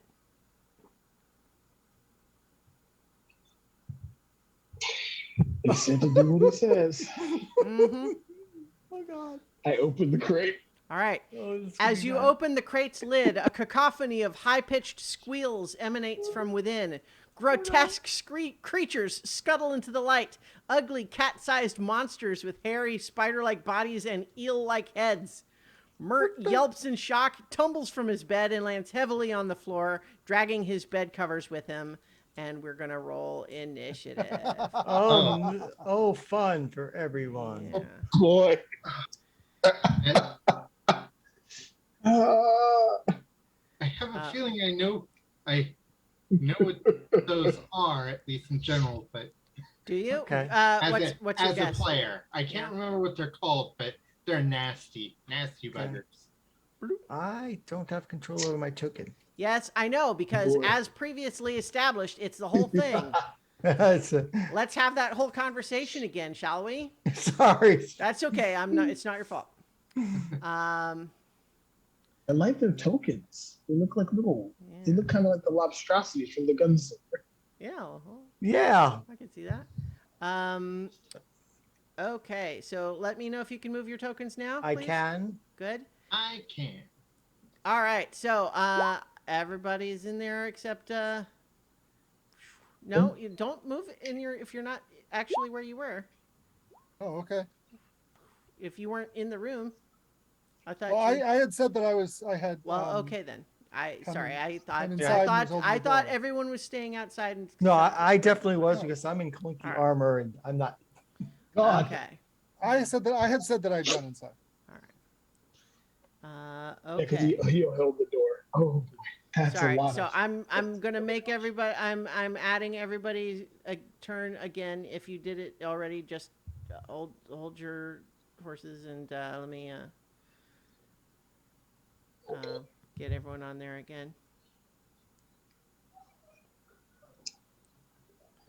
Okay. And these guys. +1. Okay. Huh. Oh, come on. Oh boy. All right. So yeah, these things are spilling out all over. Why we have doubles of everybody again? Because okay, it's a whole thing. Um, is 17 correct for you, Emilio? Yes. Okay. Ethereum is the 14 correct? Yes. What? There we go. And then Stelbrio. Rolled a 4. Okay. Okay. And then why is it not? Oh, that I see what's happening there. Dear, unclick those and let me click that. Okay, thank you. All right. And stop it. Okay. Okay. All right. There we go. Everyone's got their initiative rolled. Fortunately for you, Ragan, you get to go first. That is actually good for you, Ragon. Yeah. So well, the first thing he will do is cast. I could suggest also that you might disengage. Just a thought. I mean, up to you. I'm just saying that I think that if it were me and a bunch of spider monsters jumped out of the box that I was opening, but you tell me what Ragan does, though. You know what? Absolutely, you know what? Because the guy that we're dropping this off to, he's not the leader. Is he the commandant of the academy? Yeah. Ah. So yes, I will definitely disengage. Okay. But in front of, or not in front of, but beside him, almost in a flanking protective position, seeing as I was not expecting these to hop out that box. Yeah. Technically, he should be here because he rolled out of bed. Okay. All right. Yeah. So good job, Emilio. Your turn. Okay. Is there an object weighing between 1 and 5 pounds that's loose in the area? Not really. Okay. I mean, well, like, what? When you say the area, do you mean the Like, whole room? In the room, yes. Oh, well, the crate. Basically, I want to crate's use more the than spell 5 pounds. catapult. Okay. Well, what's What the is- range of that? 60 feet. Okay. Sure.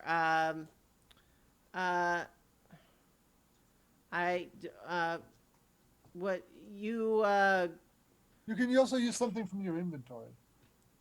yeah, I mean, so like you can't really see much into the room yet. Like I would think like you were just looking through the doorway. I don't know that there's anything like really obvious. Okay. Well, then I will move, kind of move over here Okay. and take a, You could you know, grab one take, of the figurines from the table, the map table, I guess.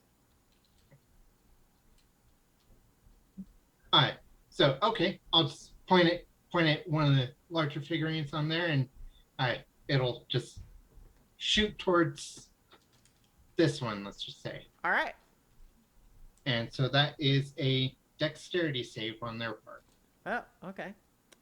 I believe that they have a ball for. That's going to be 13. They got a 13? Yeah. Okay. Let me see how. Hmm? Um, doesn't mention what happens on a successful save. Well, Then they don't. then it Then, misses, yeah. Okay.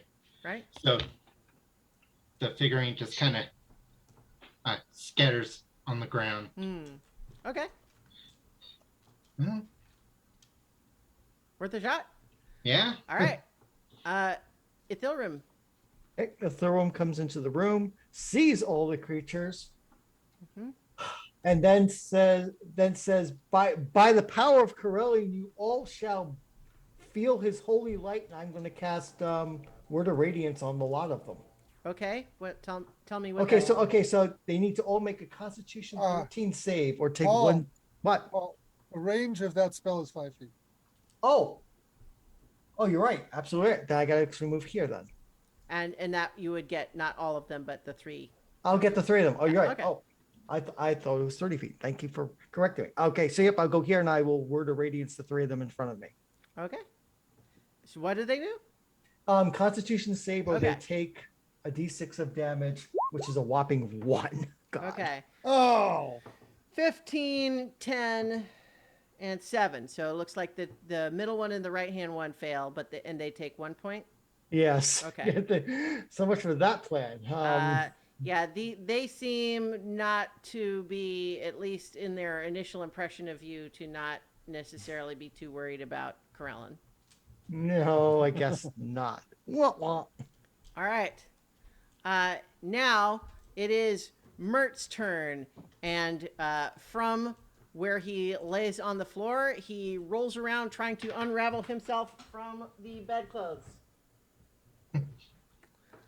Ragan, it's your turn again. Oh, no, excuse me. I'm sorry. It is the Nyogi's turn. They get to go, turns out. Oh, yeah.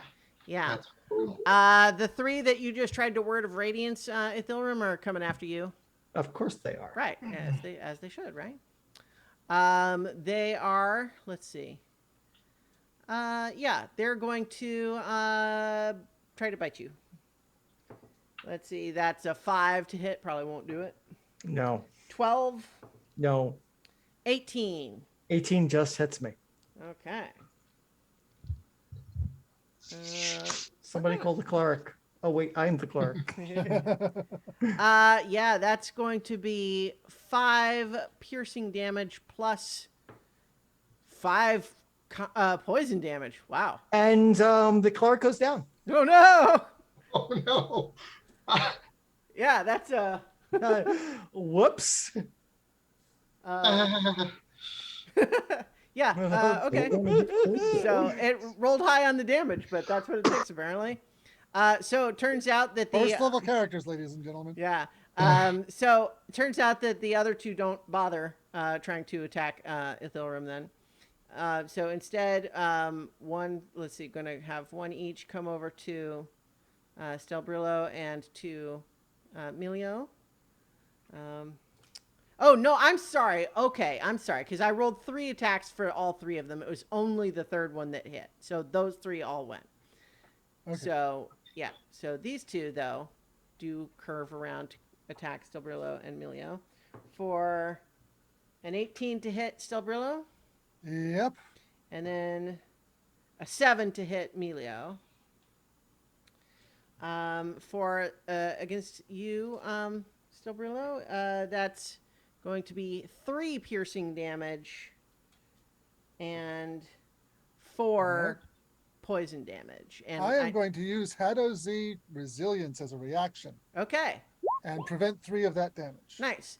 And you also need to make a Constitution saving throw. Did you say it was 7 total?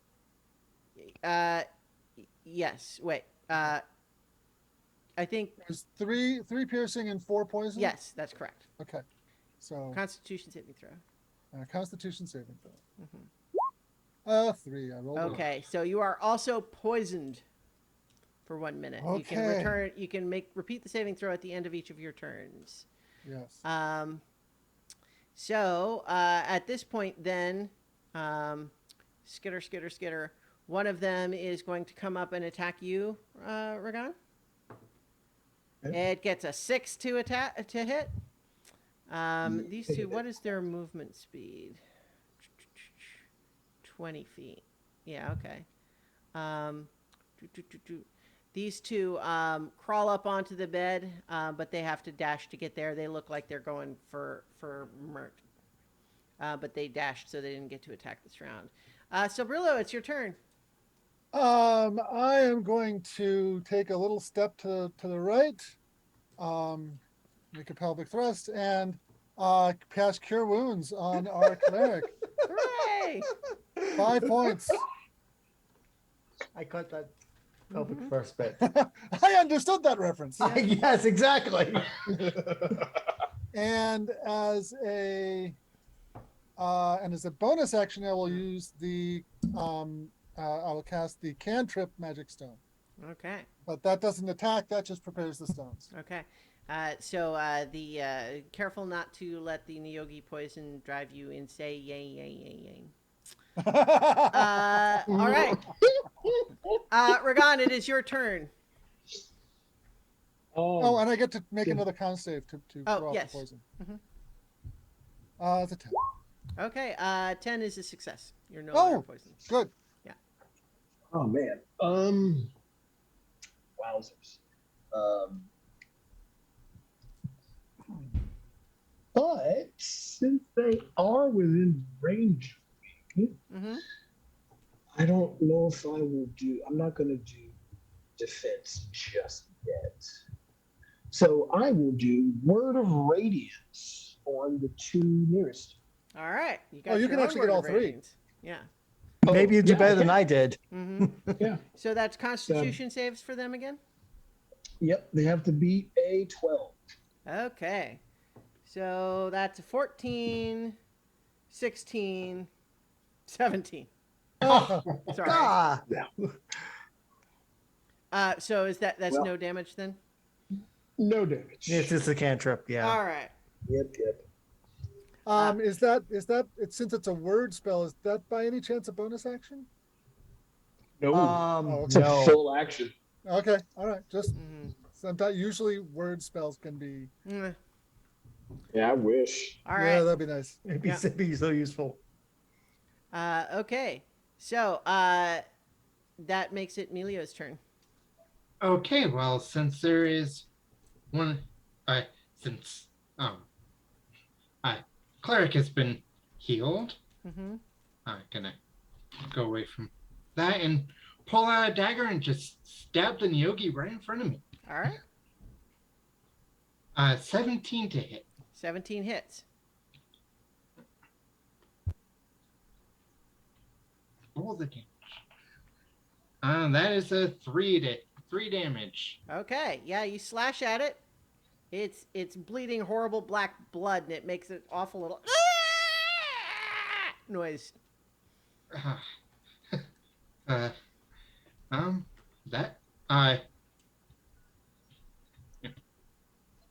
see. How would I be able to pull out my another dagger and stab again, or is that too much? I mean, do you? I mean, if you. I have 2 daggers. Okay. Yeah. Okay, so I'm gonna do it. Do Mhm. that. 12 to hit. 12 does hit. So just make Remember sure that you don't get the modifier. attribute modifier. All right, Yeah. so that's 2 damage. Okay. It's you slash it and get it again. It's not quite down, unfortunately, but it's very wounded. You cut off one of its legs, but it still has a bunch more, like too many more. Way too many more. Yeah. All right. Ithilrim, your turn. All right. I'm torn between staying here and trying to word of radiance and again and not getting attacked by 4 of them. So I'm going to. What's that? Word of Radiance sounds like a good idea to me because you got 4 of you. I you got can 4 get. of them. Okay. Like Corellian will cause you to burn. I will try it again. Okay. Constitution saving throw at 13. 11. 6. 7. 2. You get all They all 4 take of them. 5 points of radiant damage. Yay! Nice. Much Yay, better. that finally Much actually better. worked. Yeah. They're much more impressed with Corellin this time. I hope so. So the 2 that had previously been damaged a little bit are very, very almost dead. One of them is slightly better off, but still pretty hurt. And then this one that had just gotten stabbed by Emilio is incinerated by the burning radiance of Corellin. So the 3 that just north of you are very wounded, but not down. Not down yet. Yeah.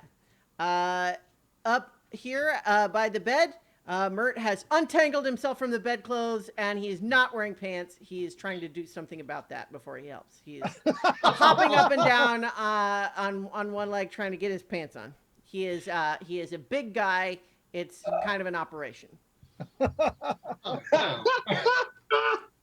Ah, Yeah. So it is the Nyogi's turn again. So let's see. We're gonna get 1 coming at you, Stubrillo. Hmm?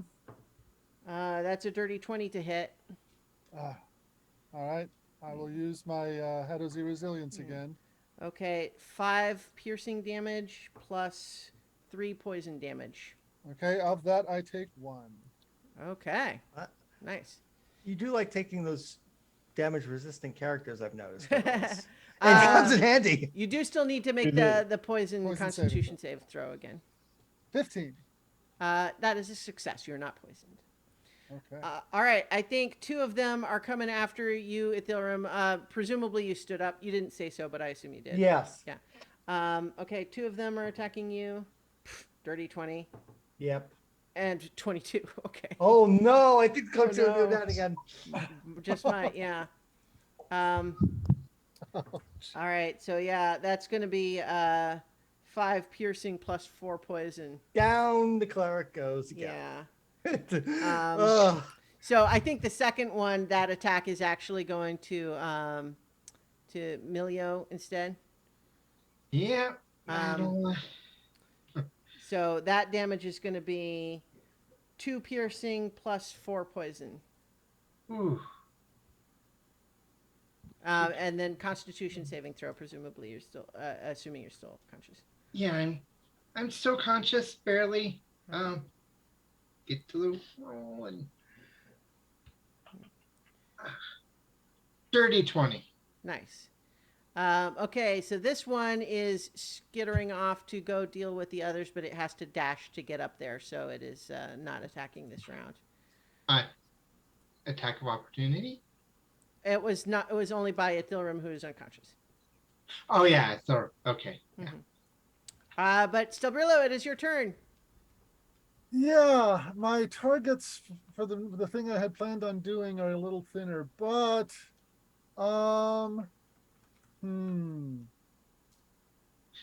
yeah, I'm gonna take another step away and I'm gonna cast Thunder Wave on the 2 that are in front of me. Okay, Constitution saves.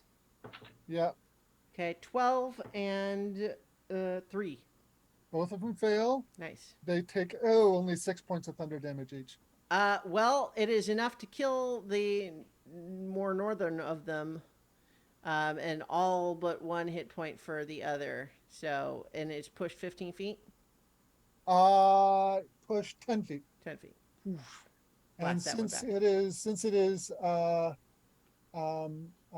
since it is no longer next to me, I can use the remaining 25 feet of my movement Mm-hmm.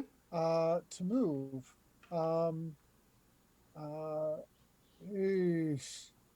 I don't want to leave. I don't want to leave Ithram, Mm-hmm.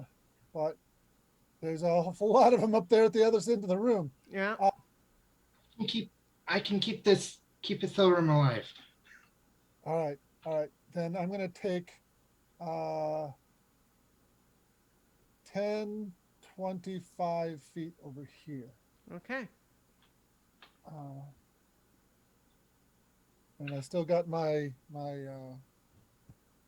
magic stones. Those will hold on for a minute. Okay. Ragan, is your turn. Oh, man. Since I am surrounded, Hmm. I will cast. Oh, darn. Um, you know what? Screw it. I'll try Word of Radiance again. Okay. You got 4 of them that are within that range now. Let's see. 14, 7, Pass. Fail. 12, 2. Pass.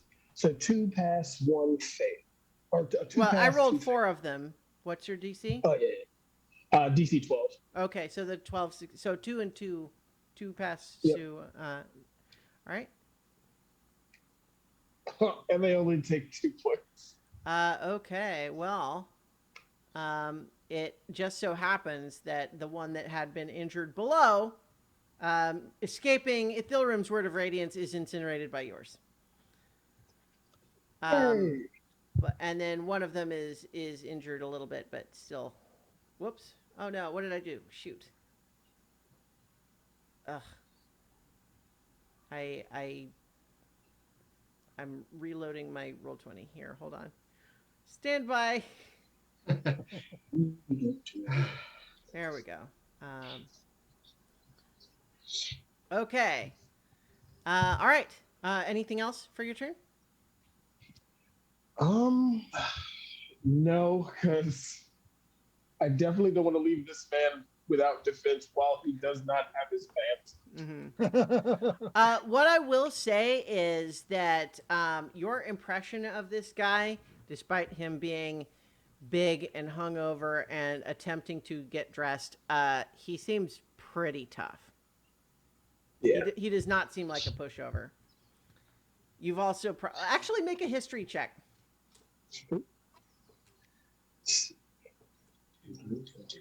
Oh gosh, that's not gonna be good. Oh, 18 is pretty good. Wow. What I'll say is Mert is like, he's a big deal. You've heard about him, and it's, although to be sure, from an adventuring perspective, maybe his best days were a while ago, but at the same time, he did some big deal stuff. He was one of the first 2 people to successfully return with tons of stuff from the Undermountain dungeon, mega dungeon. Oh ho. Yeah, his Wow. partner in that expedition founded the Yawning Portal Tavern. Oh. Ooh. Yeah, so this guy's a big deal. He's not a lightweight. Well, not literally nor figuratively.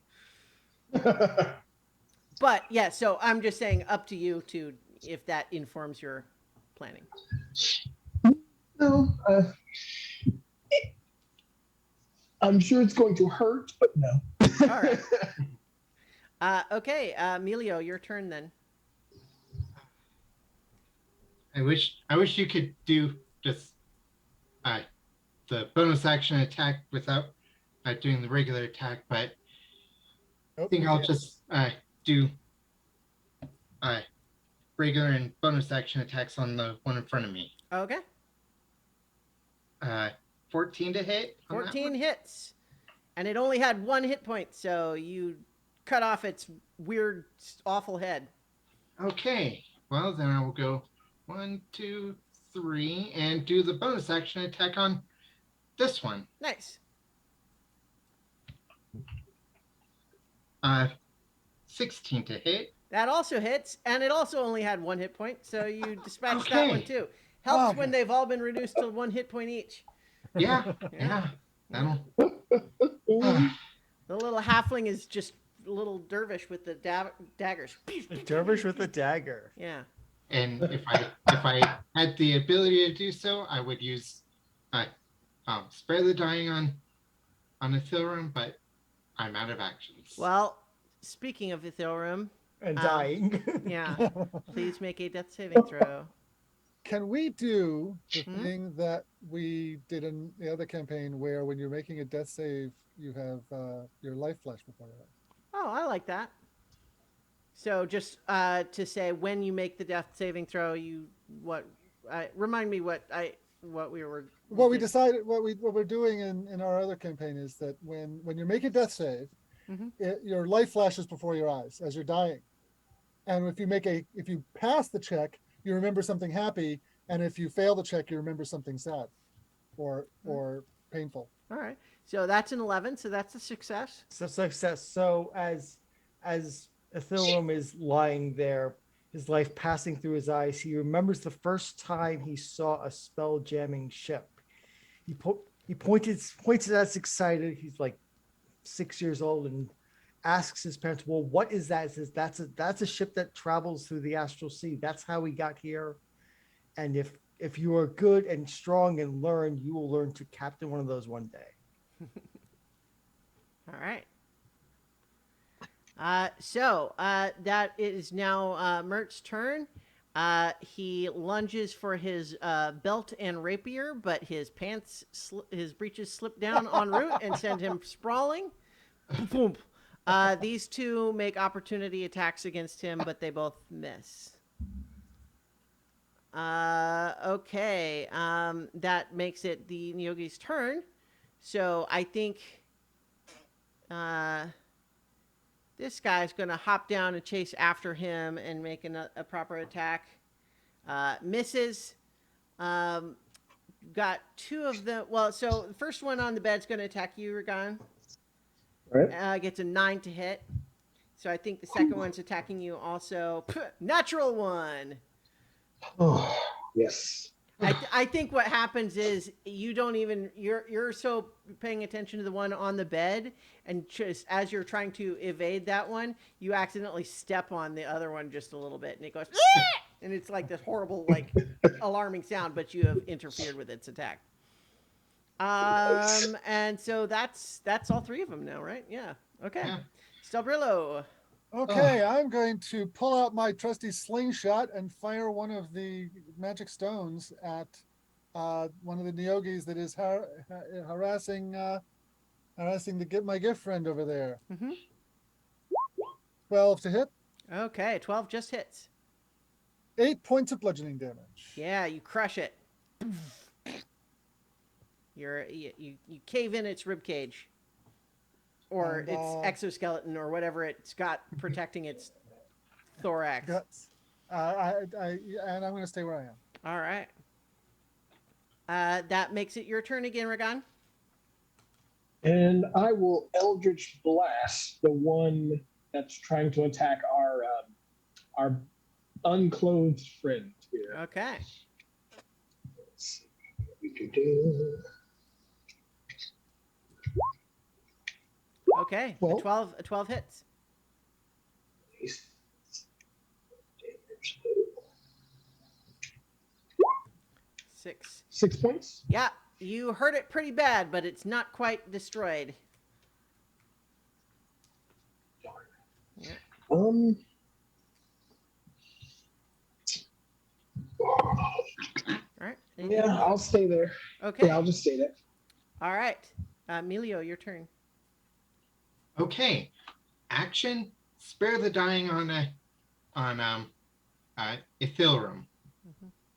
So, and then I'm gonna 1, 2, 3, 4, 5 get up here and just be ready. Yeah. Ready to do something. Ithilrum's breathing steadies out, and the look of pain on his face eases a bit. All right. Ithilrum, it is your turn. You do not need to make a death saving throw because you've been stabilized, but you are still unconscious. Yep. So I just am. Yeah, you have a neutral memory. I have a neutral memory of It's waiting in line for something. waiting in line for something. That's about it. Yeah. All right. Mert breaches around his ankles, crawls on all fours for his belt and rapier. Once again, gets an opportunity attack, which misses. Again, they're rolled pretty low against him. All right. That is his turn. It is them. This one continues to follow him, trying to attack him. Misses again. The other one is still going after you, Ragan, because it's mad at you for stepping on it. Gets a 12 to hit. Does not hit. All right. Stelbrillo, your turn. I am going to huck another of the 3 stones that I've got. With my trusty slingshot. Whoa, look at that. Critical hit. Nice. 9 points of bludgeoning damage. Yeah, which one were you attacking? The one that's the closer one. Okay. Yeah, it crunches through one side of its exoskeleton and out the other. Oh. All right. Ragan, your turn. And I will Eldritch Blast the last. Mm-hmm. Hopefully. There's your crit. Yeah, so how do you want to do this? You slay the final Neogi hatchling. Tell us how it happens. Ragan says something, and it's not loud, but it's audible since we're in such close space. He says, "The great old one calls you to the abyss." And you see crackling energy rip from his hand and slam and incinerate a little spider creature. Nice. So just as you disintegrate the final one, Mert leaps to his feet, attempts to draw his rapier from its scabbard, and unfortunately pulls off his belt again in the process, and his pants fall down once again. But he is wielding his weapon and looking around and saying, "Oh, well, as you were." Just as you're kind of making sure there's no more danger, guards have just rushed into the room. You hear alarms sounding throughout the bridge quarters and the thunder of booted feet as security forces are converging on here. And Mert has fixed his pants properly now and has stormed over to the crate, and he is like, "What's the meaning of this? Who would try to dare to have me killed? This'll ruin my whole day. Heads will roll when I find out who's behind this outrage." And as he's shouting and sort of raving about that, Mr. Blip appears at the door. It's difficult to tell, but the auto gnome looks worried. His bronze mustache hangs lower than usual, and his mechanical eyes have sunken in their sockets. Insight check? Well, hey, I'm in the middle of still reading box text. One moment. With regret, Master Mert, this attack was merely a diversion. While our forces were being drawn here, more burglaries were reported across the academy. Our thief has struck again.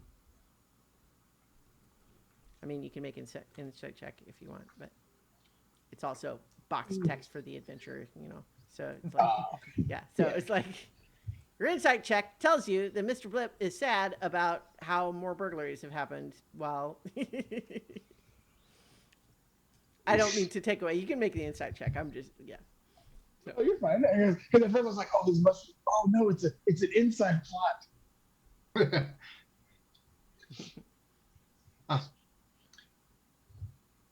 Right. So sorry. We were told to bring this up here by the bosun. I can't remember the. Uh, Tarto. via Bosun Tarto.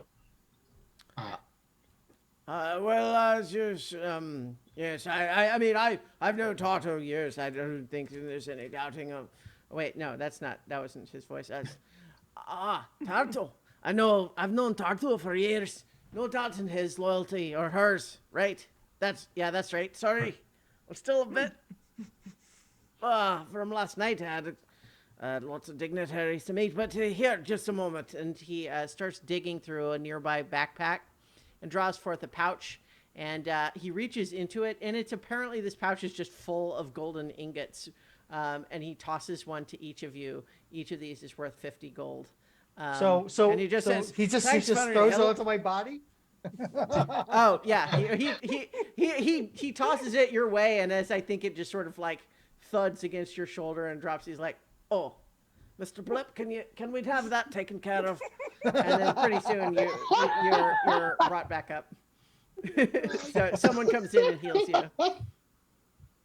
So we each got 50 gold then. Mm-hmm. Yeah.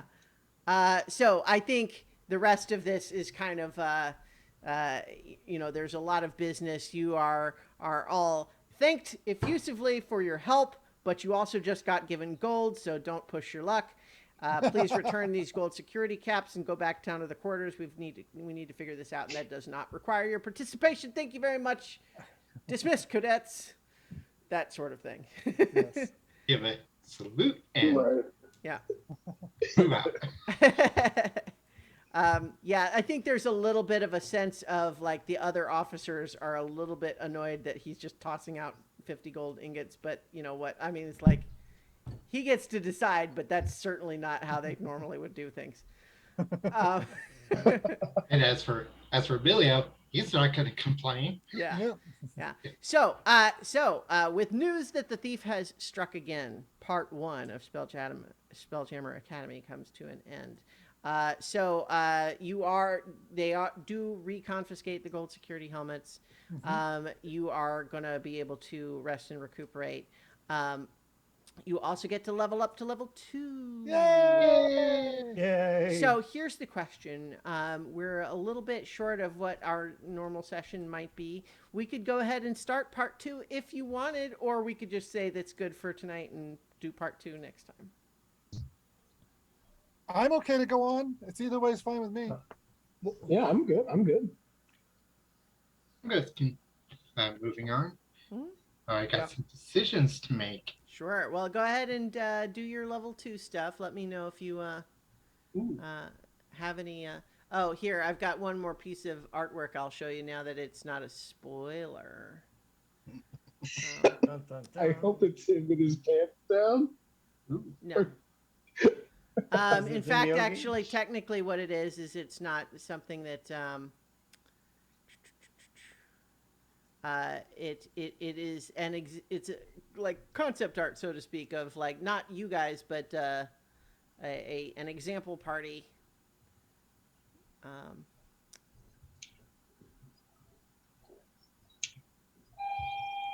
So, yeah. So, yes, I suppose I could show this to people on the stream here. Yes, of just like those are the horrible little things that came out of the crate. Yeah. God. They're horrible. Yeah. At Wait, least they they're weren't They're coming also out of kind of somebody's stomach. cute. Well, Yeah. Yeah. beauty's in the eye of the beholder. Is that one wearing a little top hat? I mean, yeah. Put a little top hat on them, and I think it would increase the cuteness potential a lot. Mm. Yeah. All right, so I don't have Roll20 stuff prepared for part 2, but that's okay. We can just go ahead and roll into it because the first bit's not combat anyway. So while you're working on the level up process, we'll assume that this is the next day.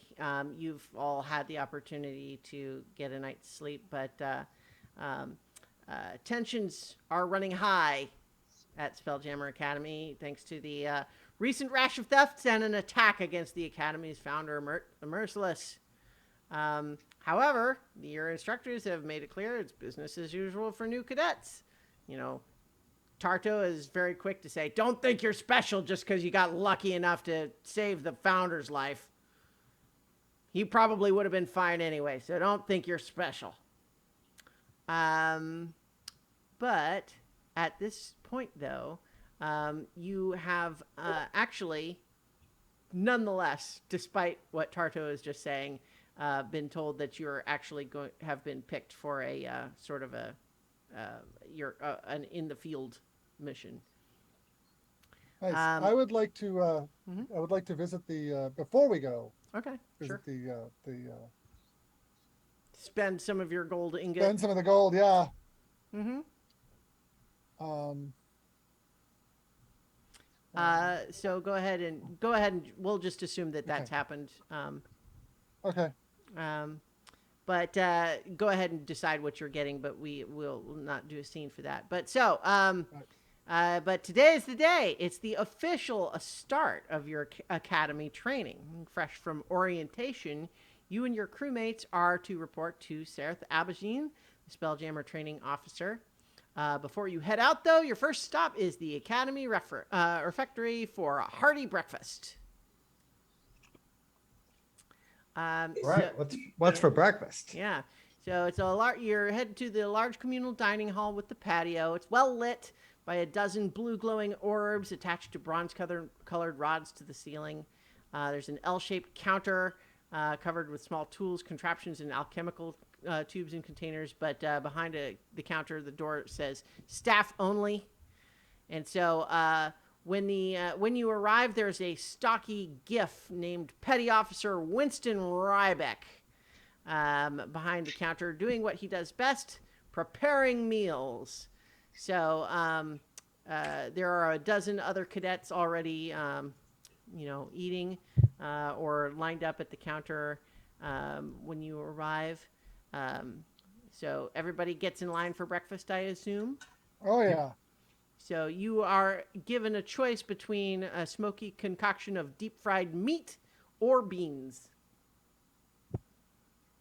I think beans, because I don't think I have eaten much meat in my life. You don't keep animals much on the astral plane, so I think beans. Yeah. So to be clear, it's meat or beans held together with sticky starches. Oh, so a stew or Yeah. Well, something the like that. apparently you are most he does not name it this, but you hear one of the other cadets in line is saying, "Yeah, this is what we know around here as gunpowder chowder." Gunpowder chowder. Oh, Okay. I think when Emilio hears that, he's oh, that's gonna be fun. All right. So, Ithilrum is getting beans. Anyone else care to decide what they want?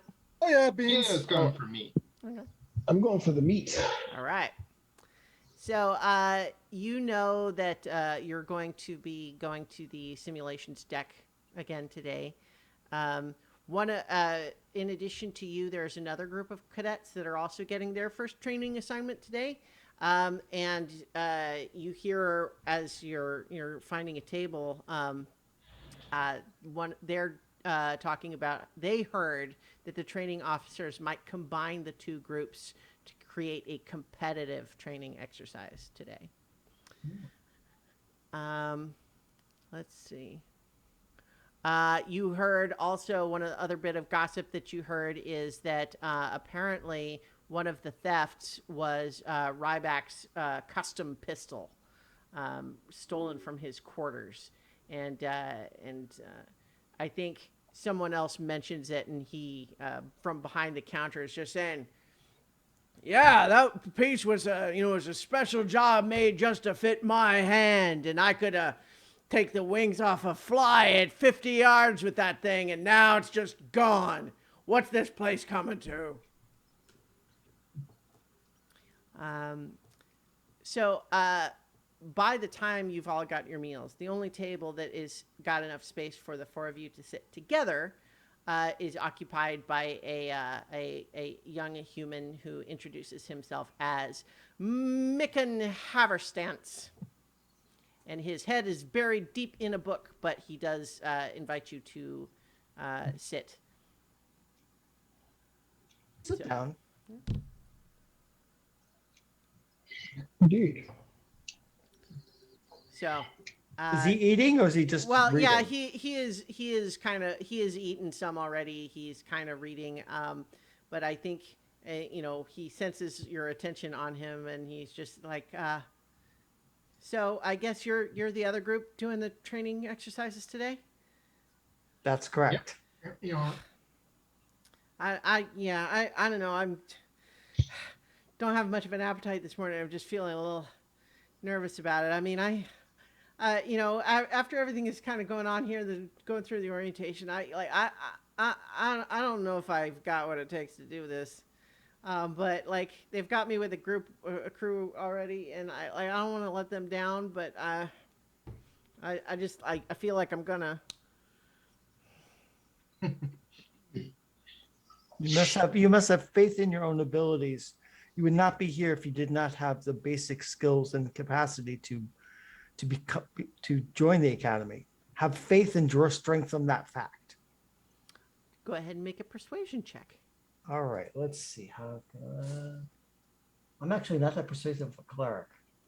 I mean, clerics are not. Well, I got a 17. Oh, there you go. He hears you say that, and he just kind of says, "Yeah, I mean, I guess you're right. Like the instructors haven't kicked me out or anything. Like, I mean, if I went through into orientation like everybody else, and yeah, okay, yeah. I mean, maybe this will be okay. Thanks." My pleasure. So, any other chatting that you have during breakfast, or are you just kind of all eager to finish eating and report to the simulations deck? Archon's just kind of listening to the chatter. He's trying to get a feel for how people are, because this guy's nervous from the stuff that's happening, but he's trying to hear more, like any other talk or rumors amongst the cadets or in the ones in the room about the events with the robbery and all that kind of stuff. Mm-hmm. Million will be like, it's the room. I noticed you seem, when you've gotten hit, you seem to go down pretty easy. I think I know a thing I can do to keep you, maybe, deflect a little more with the armor you have. Oh, do tell. Something I came up, I've been inspired to do in the last night. I can do some work and infuse your armor with some magic. Tell me more. Essentially, basically, give you +1 to AC. It would be an honor for you to improve my gear in this way, good artificer. Good. Okay. Well, after I'm done eating, I'll take care of that. So how does that actually work mechanically? Well, I mean- Melio is an artificer, so it's their. Basically, I have 2 infusion slots, and I can. And one of the infusions I chose was enhanced defense, which gives you +1. And I have another infusion. I'm gonna put on one of my own weapons. Alright. Give it, +1 damage, and basically it's returning weapon. Nice. So I can throw a dagger and it'll come back to me. Mm-hmm. All right. I Any appreciate it. any other business before you head off? Not Sounds for like me. no. No. All right. No. All right. So as you finish up and you report to the simulation deck, you arrive with another squad that has 6 cadets, including Micken, who you met before. And you arrive at the simulations deck at the same time as another team of cadets, all of you gathering in the main hall where today's training officers, Sereth Abagine and Boatswain Tarto, stand waiting. A few members of the other squad murmur excitedly, but a glare from Boatswain Tarto, as I think it is Bosun, isn't it? Right? Yes. Bosun is how Bosun. it's pronounced. Yeah, Bosun Tarto, as she chews her cigar, quiets them. Sereth Abagine scans the congregation with silver eyes. Their stern gaze shifts to a wide grin. Well, this is going to be fun. And so Tarto chews her cigar and just says, all right, cadets. This simulation is going to test your skills and talents, but it's also a test of teamwork. And because we are blessed with 2 teams of cadets today, it's going to be friendly competition between the 2 teams, with each squad earning points that are tracked and recorded by yours truly. So, the first thing that each of you needs to do, each of you teams, is decide who's going to do what on your simulated Spelljammer ship. Now, obviously, one person and only one person for each team is going to control the Spelljammer helm itself. You also need one captain. The captain is the person who is going to give orders to the other crew members, try to keep their eye on the big picture, and give guidance to all the others. Everybody else is going to be shipmates. These are important roles. They are the ones that actually get things done. So, now each of you is going to decide amongst yourselves who's doing what. Oh, I want to be in the ship in the helm. I want to be in the helm. So who?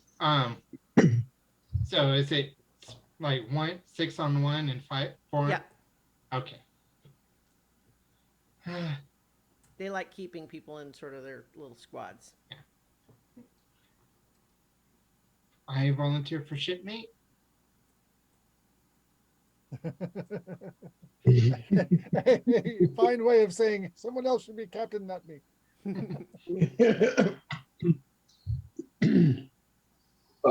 You want to be helm, you want to be ship. I look at Ragan like, are you going to be captain or am I going to be captain? Yeah, you get the sense that Tarto and Sereth are watching you all carefully. You get the impression that this is already part of the test. I will be captain. Aye, Captain. All right. So the other team has also assigned their roles.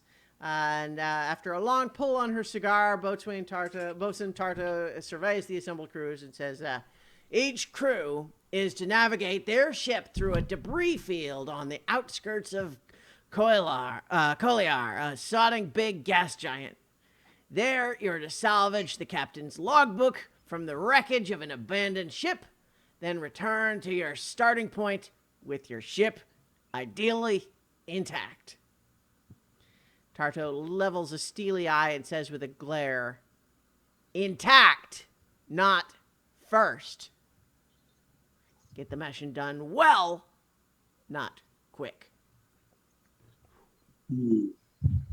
Yes, sir. Progress, not perfection. So as the 2 teams are each splitting up to each go to their own sort of simulation chamber, Micken does wave and wish you luck. Thanks. Good luck, Micken. Good luck, Micken. Okay, so as you make your way into the chamber, it's a broad circular space with a domed ceiling.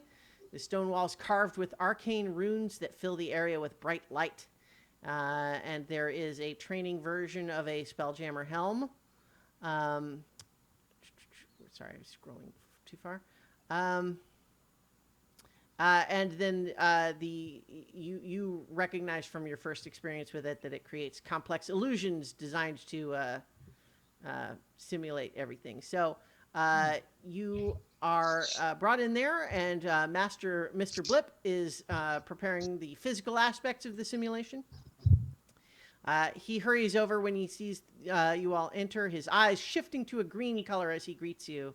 The autonome introduces himself. You met him before previously, so never mind. Yeah. His eyes shift to a bright blue as he hurries over to a table set with magical gear and mysterious devices unrecognizable to you, and says, "Everything is ready to go." You are handed as a group 2 pages of parchment. One is a wild space map that shows the route to your destination, and the other is a crude sketch of the logbook that you're supposed to retrieve. Okay. And then you are, directed to gather around the training helm. And so once you're all there, Sereth steps back from the platform, holds their palms outward, and begins an incantation. The sigils scrawled along the walls and floors glow brightly, intensifying as the training officer weaves their powerful illusion. "Good luck, cadets," Sereth says. "Don't be afraid. Though these illusions are realistic, thanks to my arcane prowess, they are just that, illusions." Blue-white lines form around you, etching the shape of a ship deck around the platform upon which you stand. The room then melts away amid an explosion of colors, textures, and sounds that place you on the deck of a ship that is shaped like a gigantic hammerhead shark.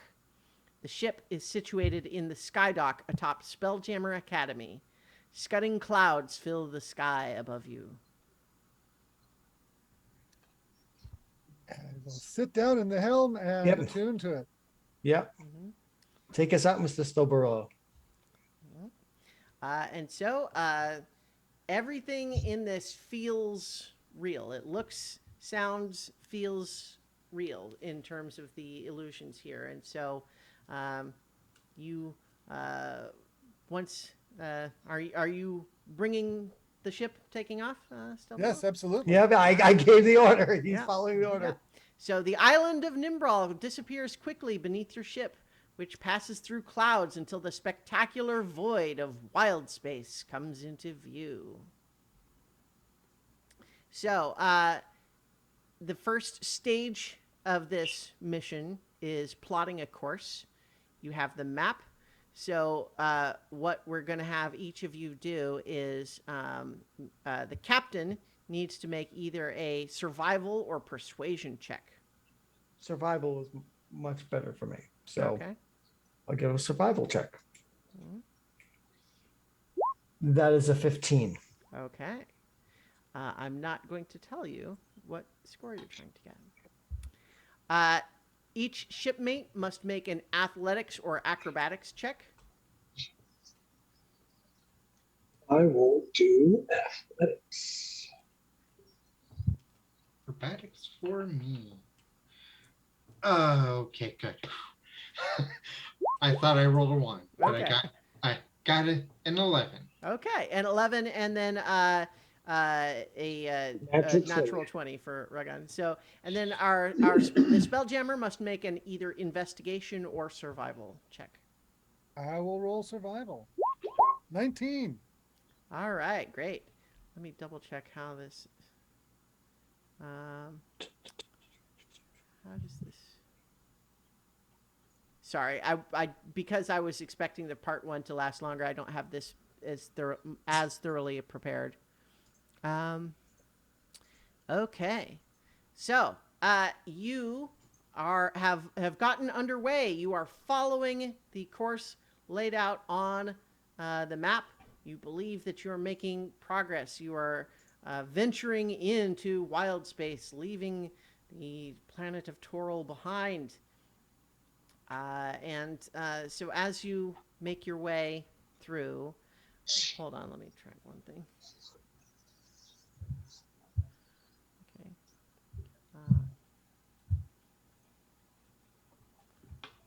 Have to keep points in track. So, as you are making your way, your ship accelerates to spell-jamming speed, racing through wild space toward your destination.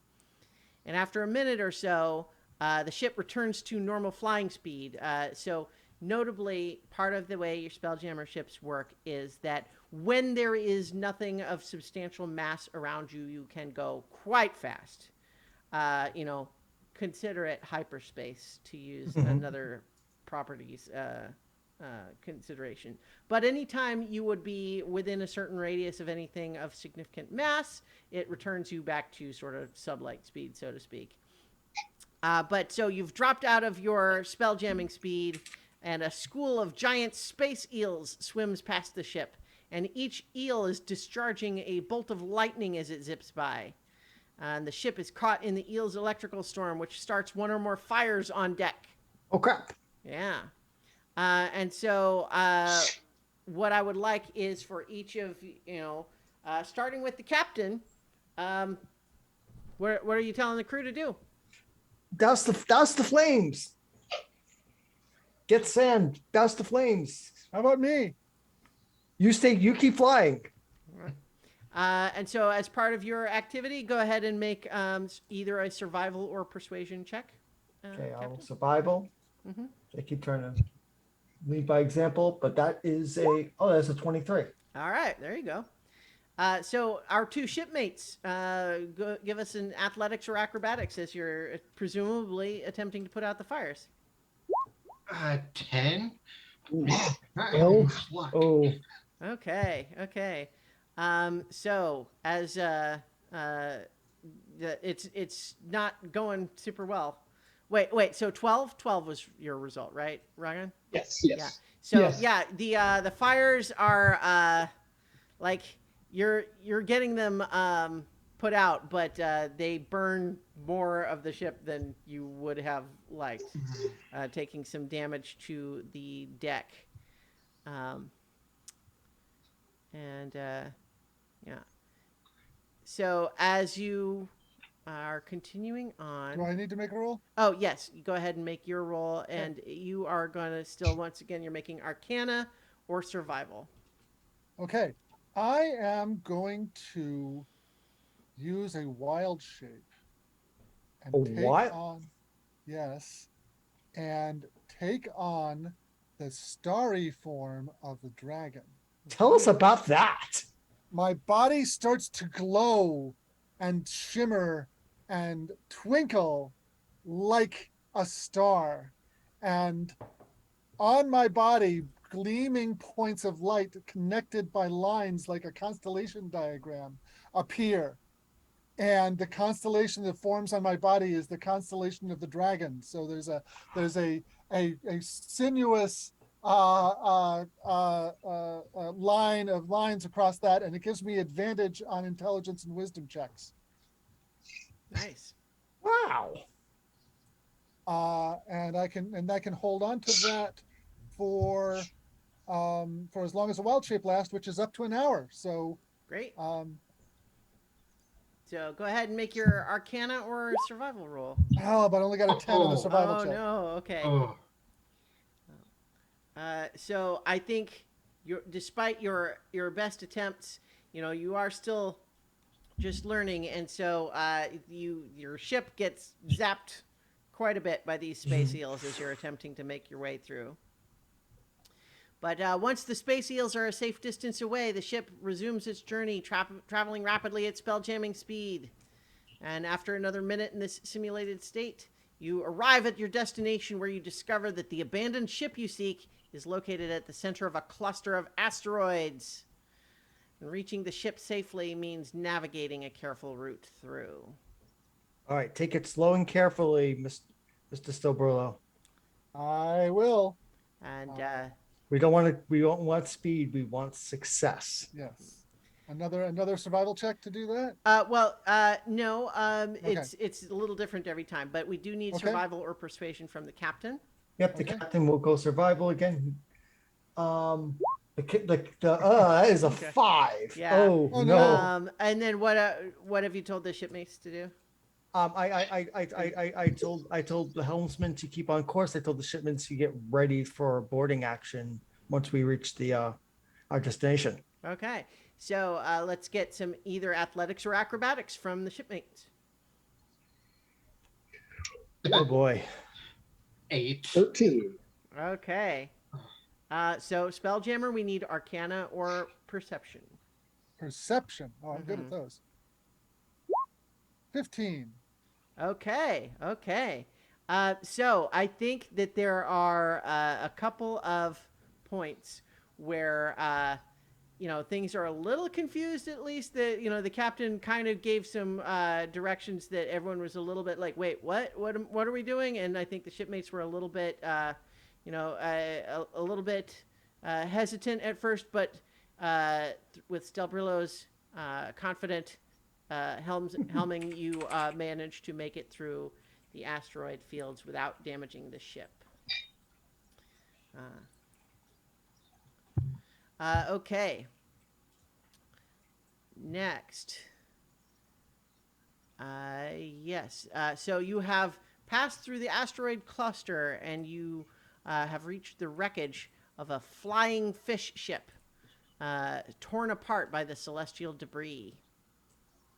So now you've arrived here, and so we have all of you. Your mission is to retrieve the logbook. So the first thing that we need to do is we need perception checks to try to spot the logbook. Okay. Here we go. So presumably, what you're doing, first of all, is you are whoever is staying aboard your ship is not making these rolls. Okay. I think I want the helmsman to stay aboard so we can make a quick exit. The three of us will go. Me and the two Okay. crewmen. All right. All right. So you are pulling up your ship up alongside the wreckage, and you are able to kind of swing along. Excuse me. So you're not actually boarding the ship because it's all debris. There's a bunch of debris bobbing along in the derelict's gravity plane, and so that's what you're whoever's looking for it. But yeah. So Ethereum has let's see. Looks like we've got.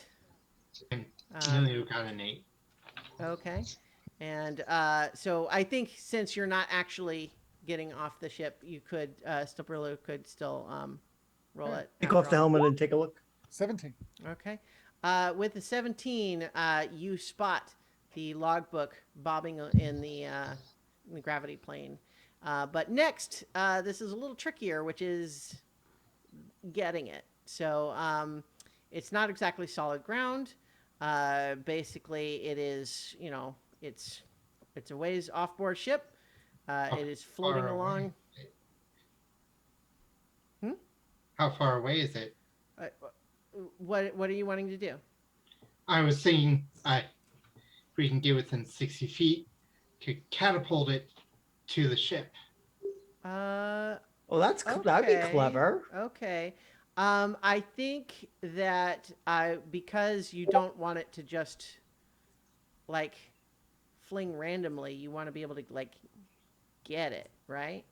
So I think the spell can work, but you're going to need to make a check to try to like Hit the ship. have the book in your hand at the end of it. Okay. Oh no, you could try to hit me with it. Okay, if that's how you want to do it. I'm a pretty large target. So All right.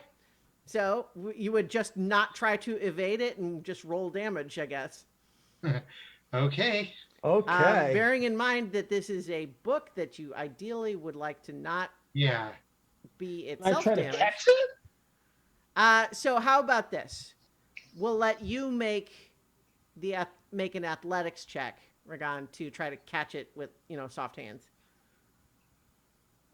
Okay.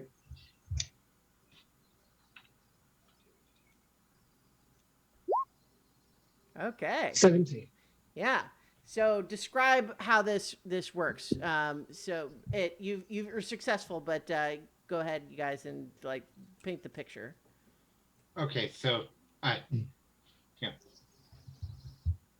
just say, okay, stand right over there, and then just basically takes a couple tools and just kind of makes a spark, and the logbook just flies towards Ragon, and I think Ragon kind of, you know, catches in, just kind of rotates a bit with the inertia. All right. Yeah, like yeah, because you see Ragon basically making himself as big as possible so it doesn't get by him. Nice. Nice. All right. Well done. You have retrieved the logbook. Now you have to get back out of the asteroids. Mr. Stabrolis, take us out of this asteroid field. Aye, aye, Captain. All right. So Another. once again, for the captain, we need survival, survival or persuasion. Survival. Oh dear Lord, I cannot roll. It's a 7. Can I am not- give I am him not my inspired. inspiration? Can I give him my inspiration? You can actually. I believe that is one of the things inspiration Yes, can do. you kind of. You all did you? I think you all had it before, right? Yeah. Yeah. So, but You know, I could use Yeah, my own. Yeah, you can use your own. I'm gonna use my okay. own. So re-roll that. Yeah. Come on, big bucks, no whammies. That only makes an 11 Yeah. though. okay. Not much better. So for the shipmates, we need athletics or acrobatics, and presume what we're assuming here is you're trying to keep the various bits of rigging out of the way of some of these asteroids you're passing by. I got a natural one, but I'm a halfling, so I have halfling luck. All right. What's halfling luck? I can re-roll a natural one, and I have to take the second result, So what which is is an 11. it? Okay. I All got a right. 14. And Spelljammer, what- Arcana or Perception. Okay, rolling perception. 19. Okay. You once again, even though there's some very uncomfortably close scrapes, you're like, oh, there's a little bit of that, like you're watching it come, and you're like, oh God, Oh, God. but you just make it and you don't hit them. So you have made it back out of the asteroids without taking any damage. As your ship steers clear of the asteroids, another ship appears. Its sleek frame is painted in a wild shade of pink and is designed to resemble an immense squid. Oh no. Oh no. Oh no. Starlight reflects off the ship's hull, illuminating 2 turret-mounted ballistas rotating slowly to face your ship. That would either be Neogi or Mind Flayers. I don't like either. We're in So trouble. bear in mind when I say a squid, I mean literally like the ship is shaped like the animal. Yeah. And I don't. Okay, I want to be clear. Let's see. Let me share my screen in this way to change, because I think you might not be. See, when I say this, I mean like literally. It's not like the ship is alive like a squid. I mean it's shaped. It is a Huh. It's Eh. yeah. Yours is shaped like a hammerhead shark. Oh, nice. Yeah. A lot of the Spelljammer ships are like that. So as you are, hang on. Yeah. So using this, you are as a group going to roll initiative for your side versus the Githyanki pirates aboard the enemy Oh, ship. Githyanki, even better. So basically, one of you is going to roll a d20 with no modifiers. I'm doing the same. Captain. Okay, I will Yes. roll a d20. Mm-hmm. I got a 19. All right, I got a 9, so that means that your ship is going to go first. The Githyanki ship is 50 feet away from you to begin, and let's see. Okay, so here is the scenario. Your ship, yeah, your ship has. Wait, hang on.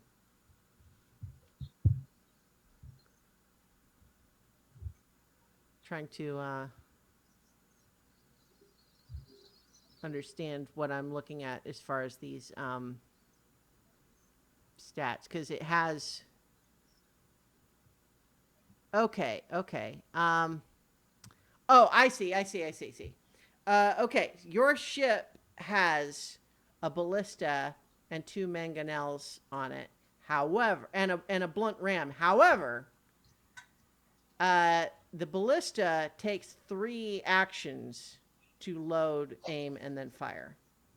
The mangonel takes 5 to get to a fire.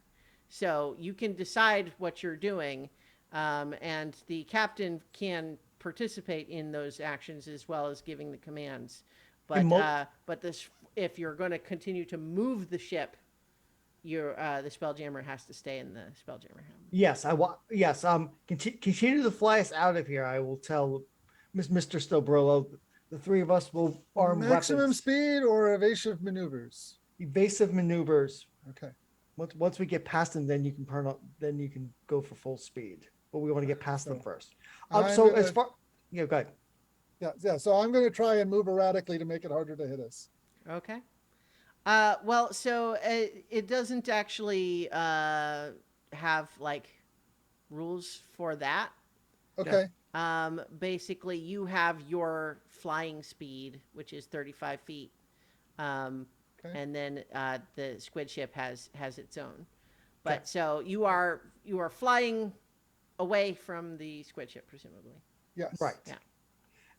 So as far as taking 3 actions, is that 3 actions by the one person, or they can be split up? If you don't so theoretically, if you had only one person available, it would take them 3 rounds to do it, right? But if one person does one and another person does another, and then the third person does the third, then you go, right? Okay. Yep. So yep. I'll turn to my other 2 crewmates to the ballista. We'll arm and fire. Aye, aye, Captain. Alrighty. Which Yeah. one of us Well, would what is have the the skill best for actually aim? firing this thing? Yeah. What's this- Hang on.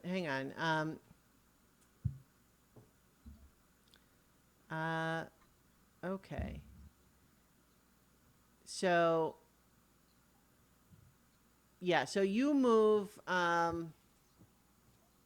Sorry, again, like I said, I didn't prepare this whole section because I didn't realize we were going to get here. You know what? I think maybe this is the beginning of this initiative is the good time for us perhaps to cliffhanger, and I will read up the rules for how to do this How to do properly it. for Okay. next That's week. fine. Yes.